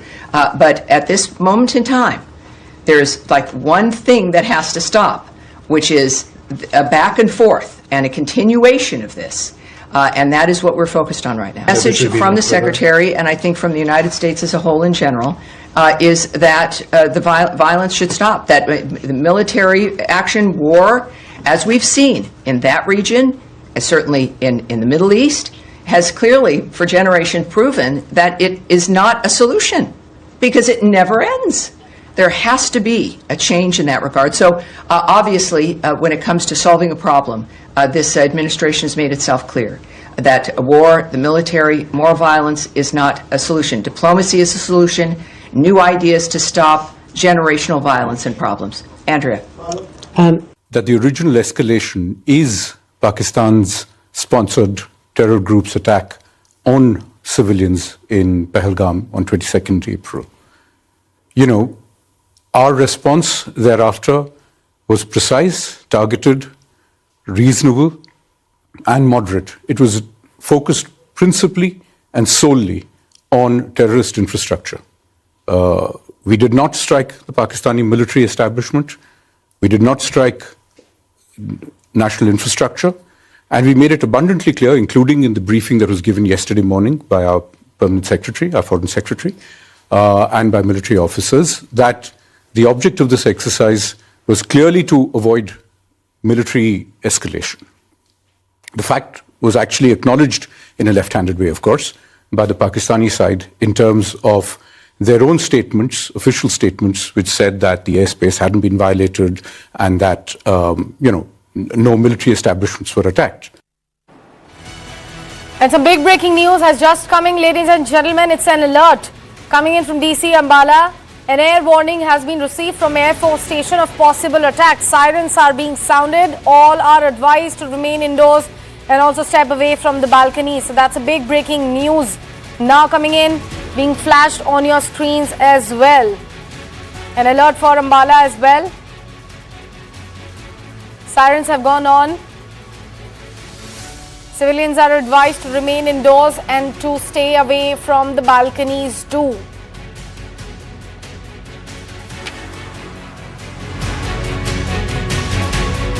General Shivani, an alert again. That too in the broad daylight. What should a civilian be doing, sir? Of course, stepping away from the balcony is what they have been advised with. They've been told to stay indoors. What else, sir? I think the most important thing is to stay calm, to stay composed, and trust your defense forces. No panic, just be responsible. Listen to the official media, to what is correct, and for heaven's sake, don't bite the bait of rumors. One. Two, as far as your safety precautions are concerned, don't expose yourself outside like in the balcony or in open spaces, primarily because if there is an unfortunate drop of a bomb or a drone attack, there will be some splinters which will be going all over. So you're best protected within the four walls, ideally in a basement, so that if there is a collapse, you are more protected. And more importantly, when all this is happening, make sure you and your environment and your family are together and calm. Do not spread panic, because panic will lead to a disaster, and disaster will lead to casualty, and that is what Pakistan wants. So these are my advice to the population. But having said that, you showed certain visuals of the global reaction. If you may permit, may I comment on some of them? Sure, sir. Please, go on. Look, it's very clear that India does not want to escalate. But at the same time, India is more than prepared to escalate and give a befitting assured response, which can even be of a higher trajectory. One. Two, it's come out very clearly through these foreign briefings and the spokespersons of the countries that India will have to fight its own wars. India will have to fight its own wars, and therefore you see today's India with a different flavor of national strategy and military deterrence as such. Because there are three aspects which are important when you look at these strategically.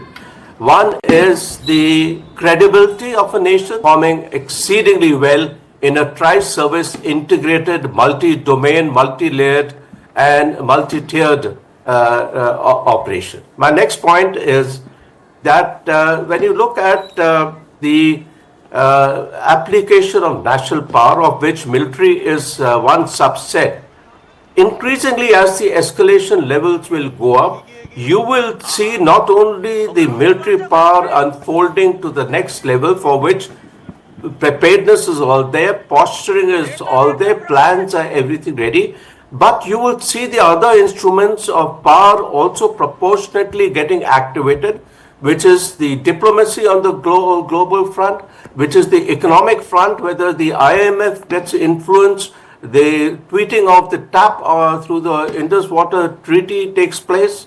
Also on the political front, where we look at the Pakistani internal fault lines in Baluchistan, in Khyber Pakhtunkhwa, and coordinate our overt, covert, and internal and external operations in a manner that Pakistan is hit in a very, very big way. Above all, in these operations, one thing is very clear. India has come up on a moral high ground. Pakistan has come up on a cowardly high ground.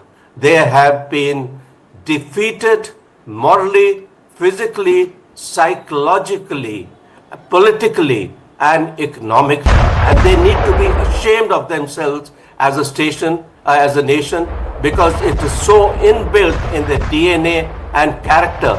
Right from 1948, look at the models of two countries. One has grown economically and is on the global arena, not only a global spectator, but a global player today. The other is fighting coups, fighting proxy wars, and internal fissures. That is the difference between Pakistan and India of today. No comparison at all. Thank you so much. Lieutenant General A.B. Shivane, Major General Sudhakar ji for joining us here on the conversation for News 9. Thank you so much for putting all of that into perspective for our viewers, giving us a sense of clarity amidst the rising tensions between both the nations at the moment. Operation Sindoor, all the developments will continue here on the other side, ladies and gentlemen. That's a wrap from my side. Thank you. बेबो का एक ही rule, रोज खाओ अंडे without भूल। Cause eggs are cool, cool, cool. Yes, eggs are cool, cool, cool. Summer में energy हो जाती है कम। खाओ अंडे, energetic रहो हरदम। Strength और power मिले हर रोज with proteins and minerals का daily dose। Eggs are cool, cool, cool. Yes, eggs are cool, cool, cool. Yes, eggs are cool, cool, cool. Sunday हो या मंडे, रोज खाओ अंडे। Smashing corporate boundaries through sport. The News 9 Corporate Badminton Championship 2025, in collaboration with Padma Shri Pulela Gopichand, offers corporations a unique opportunity to boost employee engagement through sport. It's a perfect blend of fun, fitness and competition. So I invite all the corporate people out there to come to the court and showcase their passion for sports as well. Top corporates are already in. Are you?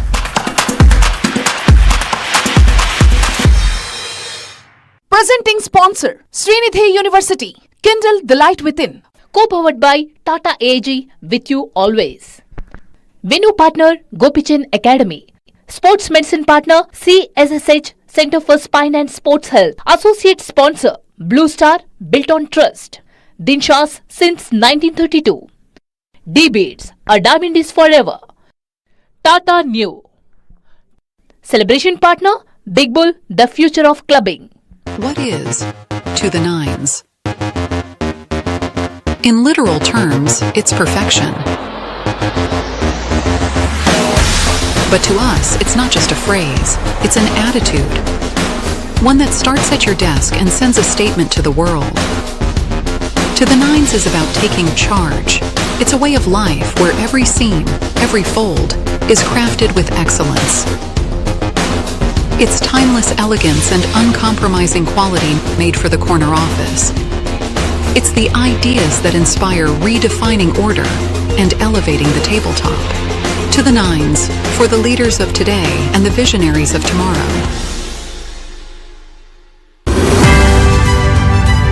In a huge setback for bike taxi services in Karnataka, Tamil Nadu races ahead with 9.69% growth rate, India's fastest growing state this year. Good for Tamil Nadu. You may not be directly involved with what your son or daughter does, but your influence does well. My name is Sudha Sadanand. Welcome to the South Indian.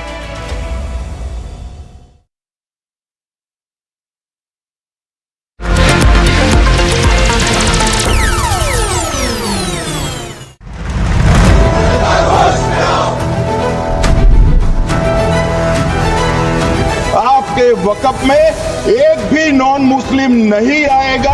Waqf bill was passed by Rajya Sabha. Opposition parties have challenged the legislation in the Supreme Court. What is the biggest challenge of Amit Shah in Tamil Nadu? Can Muhammad Yunus be trusted because he met Prime Minister Modi? World will come to know, India will come to know who were his handlers. West Bengal Chief Minister Mamata Banerjee met thousands of teachers and educators. Tharoor said that it took 21 months for Bharatiya Janata Party to impose president rule in the state.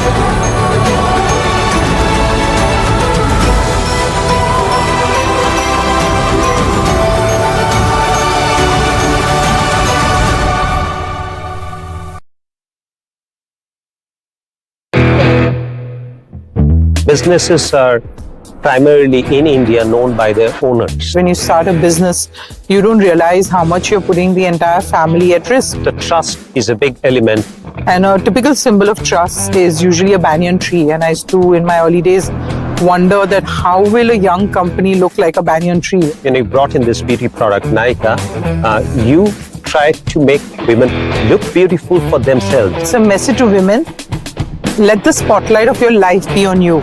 And for that, we wanted her to be as confident as she wants. India desperately needs that shift in mindset where women would be leading from the front. They're risk takers and they do take open-ended risk, and a belief in yourself that you don't allow others to destabilize you and you keep pursuing your path. Watch Radico Presents Duologue with Paruntas Season 3 featuring Falguni Nair at these times on News 9. News 9, English news as it should be.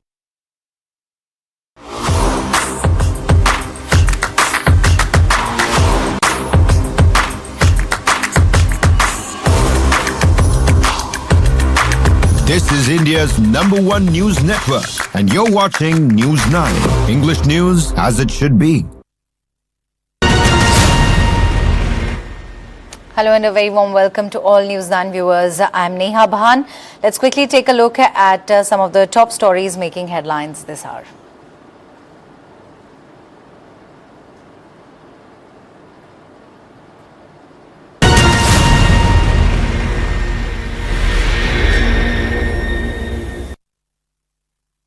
All right, viewers, the Indian border with Pakistan is the hottest it has been in 40 years. A lot has transpired in the last 12 hours alone. And a lot will happen. Because we're dealing with a country that's simply beyond shame. We tried dialogue, we tried diplomacy, we reached out through every possible channel. But Pakistan understands only one language, the language of terror. We warned them repeatedly, do not wake the dragon, because once it's awake, it's impossible to tame. They still did not listen. Pakistan, viewers, the world's terror nursery, continues to peddle unrest in India. And when enough was enough, we showed them their place with Operation Sindoor. And guess what? They still did not learn.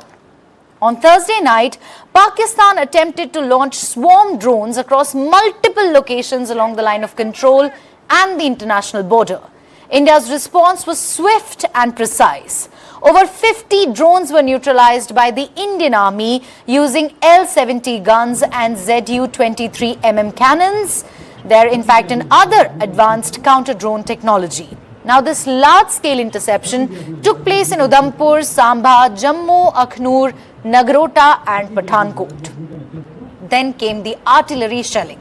Heavy, indiscriminate shelling along the line of control in Poonch, Rajouri, Uri and Chokibal early Friday morning. Several homes were damaged in Uri and Chokibal, and tragically, a woman lost her life in Uri. Shelling has continued relentlessly since the 22nd of April, the Pahalgam terror attack in which we lost 26 lives, mostly tourists. Pakistan has intensified its cross-border aggression ever since, and India, of course, viewers, has responded with full force across sectors. In fact, this was the latest that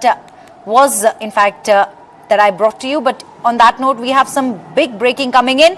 Made in India Akash SAMs effective. Akash missiles effectively neutralized Pakistan missiles. Akash, they're deployed at border with Pakistan. This is in fact the big breaking that I am bringing to all News 9 viewers.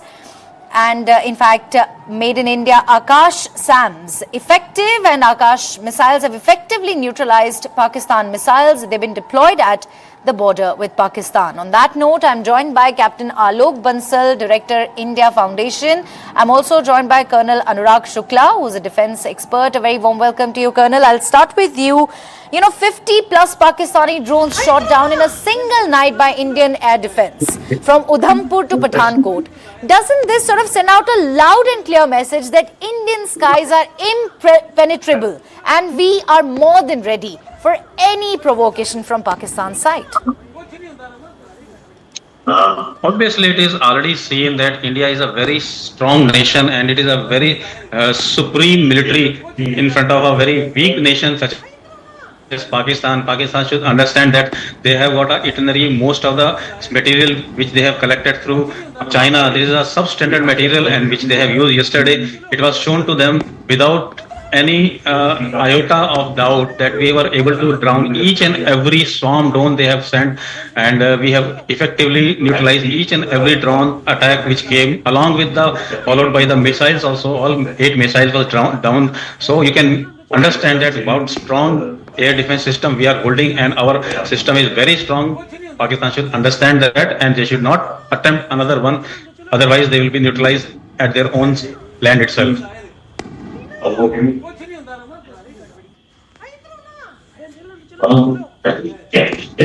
To you on that note, do tell us, what can India really expect from here on? What should we be ready with?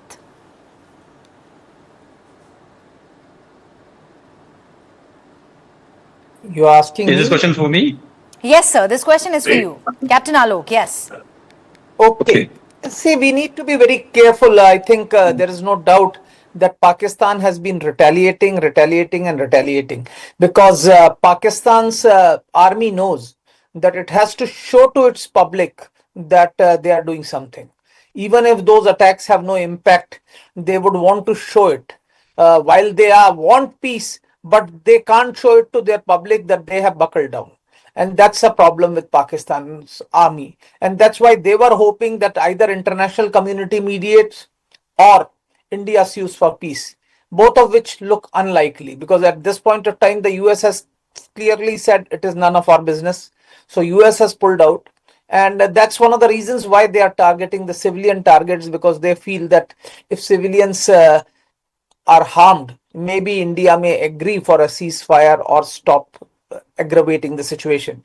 But the fact is, the government of India has made it very clear that we do not wish to escalate the conflict, but whatever they do will not go unpunished. So they did a terrorist attack. We targeted the terrorist homes. They carried out attacks on our military targets. We retaliated. And now they have again launched attacks on some of our military as well as civilian targets. And I hope we would see some reaction.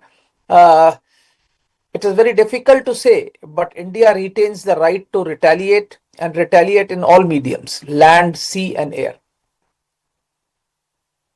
To stay with us, Captain Bansal. Colonel Shukla, I'll come to you.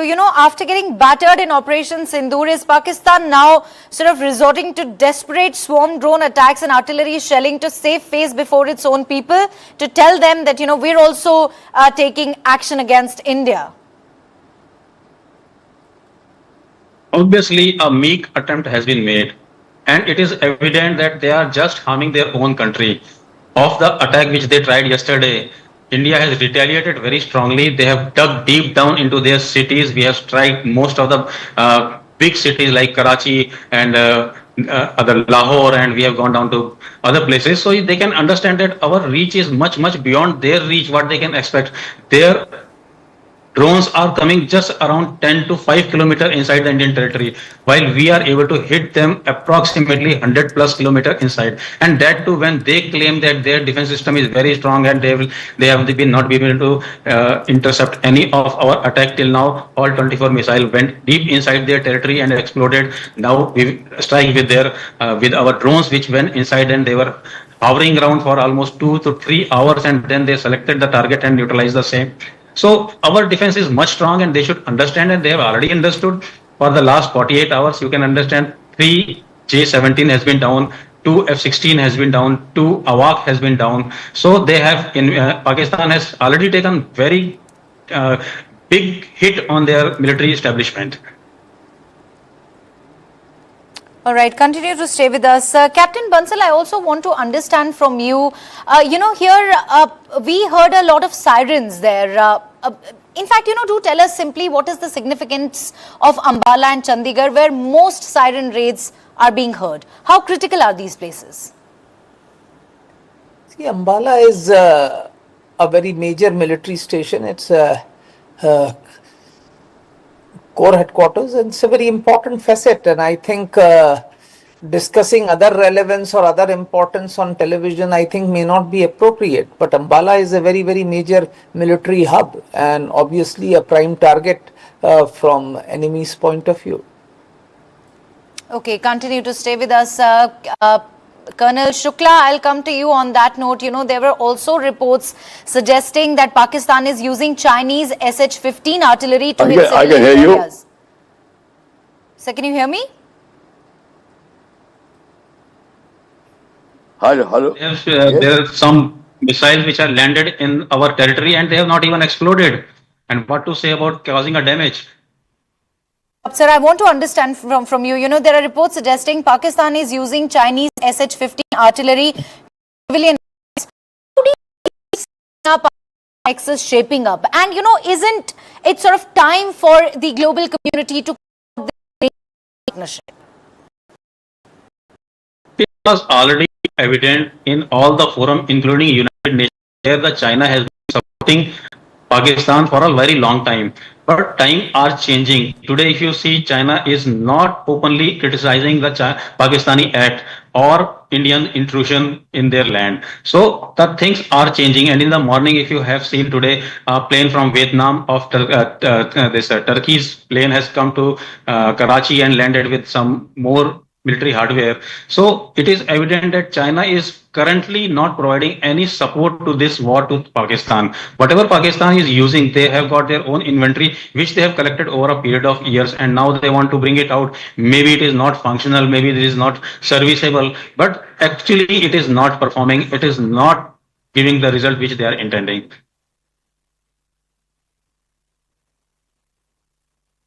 All right, and I'll come to you, Captain Bansal, on that note. You know, civilian areas in URI and Kupwara have been hit, a woman killed. Why is the world still silent?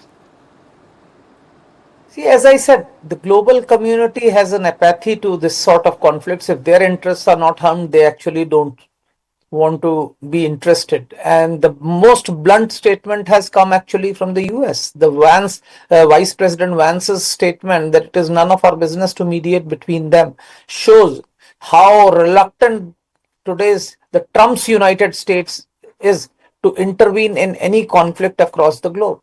So this very clearly says that the global community is least interested in what's happening, except for those countries which have some interests or some they are affected by this conflict. Most countries are maintaining a studied silence as far as this conflict is concerned, and that's unfortunately because Pakistani attacks have resulted in loss of civilian lives, non-combatants. But if you start right from the beginning, from Pahalgam itself, they have been targeting civilians. The terrorism which they have used as a veritable instrument of their foreign policy has been involved in killing innocent civilians.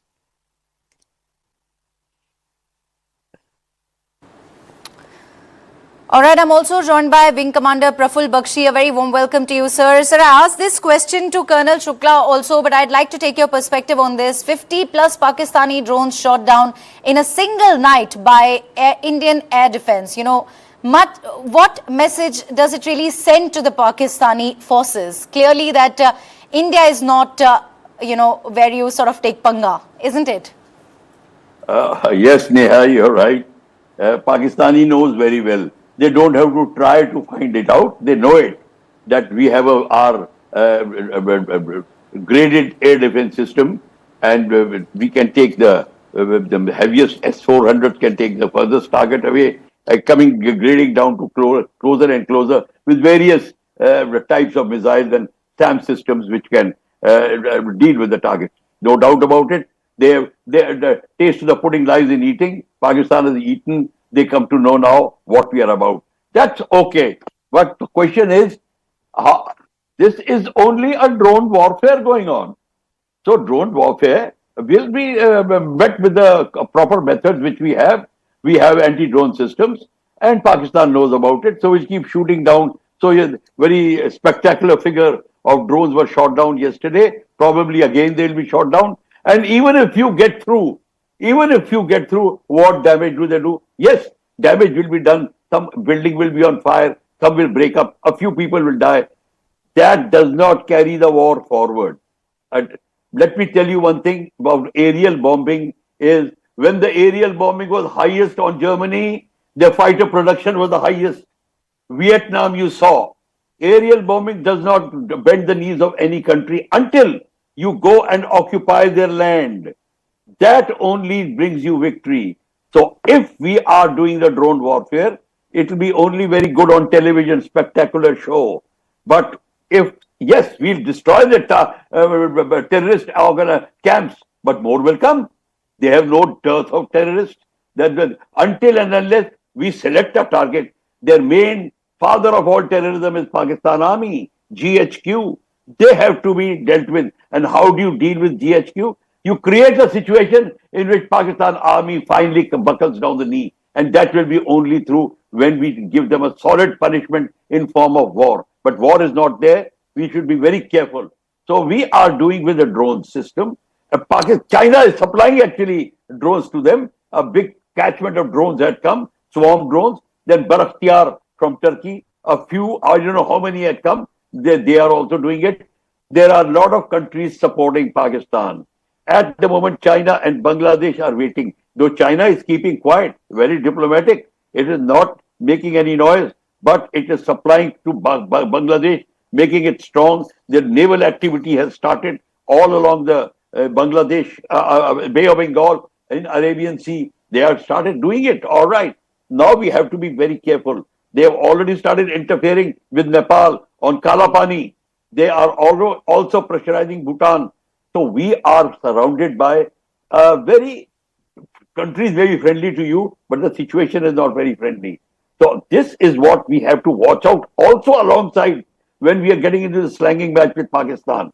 And also, madam, let me tell you that we have to be very careful as to what we announce. If we say the AVAC is shot down or the GF-17 is shot down, then we should be able to, speak on the television onto that.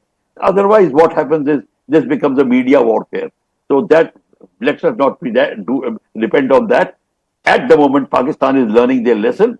That the confrontation, as you said, Panga with India is going to be very, very costly for them. So now they are also thinking. But question is, when will they do? Because until we take POK, we are also not met our objective. So we should at least start taking POK or strike a base, occupy it. And that's what we have to do. For that, we have to have a political will. We have that. So only timing has to be there. So let us see what Prime Minister and the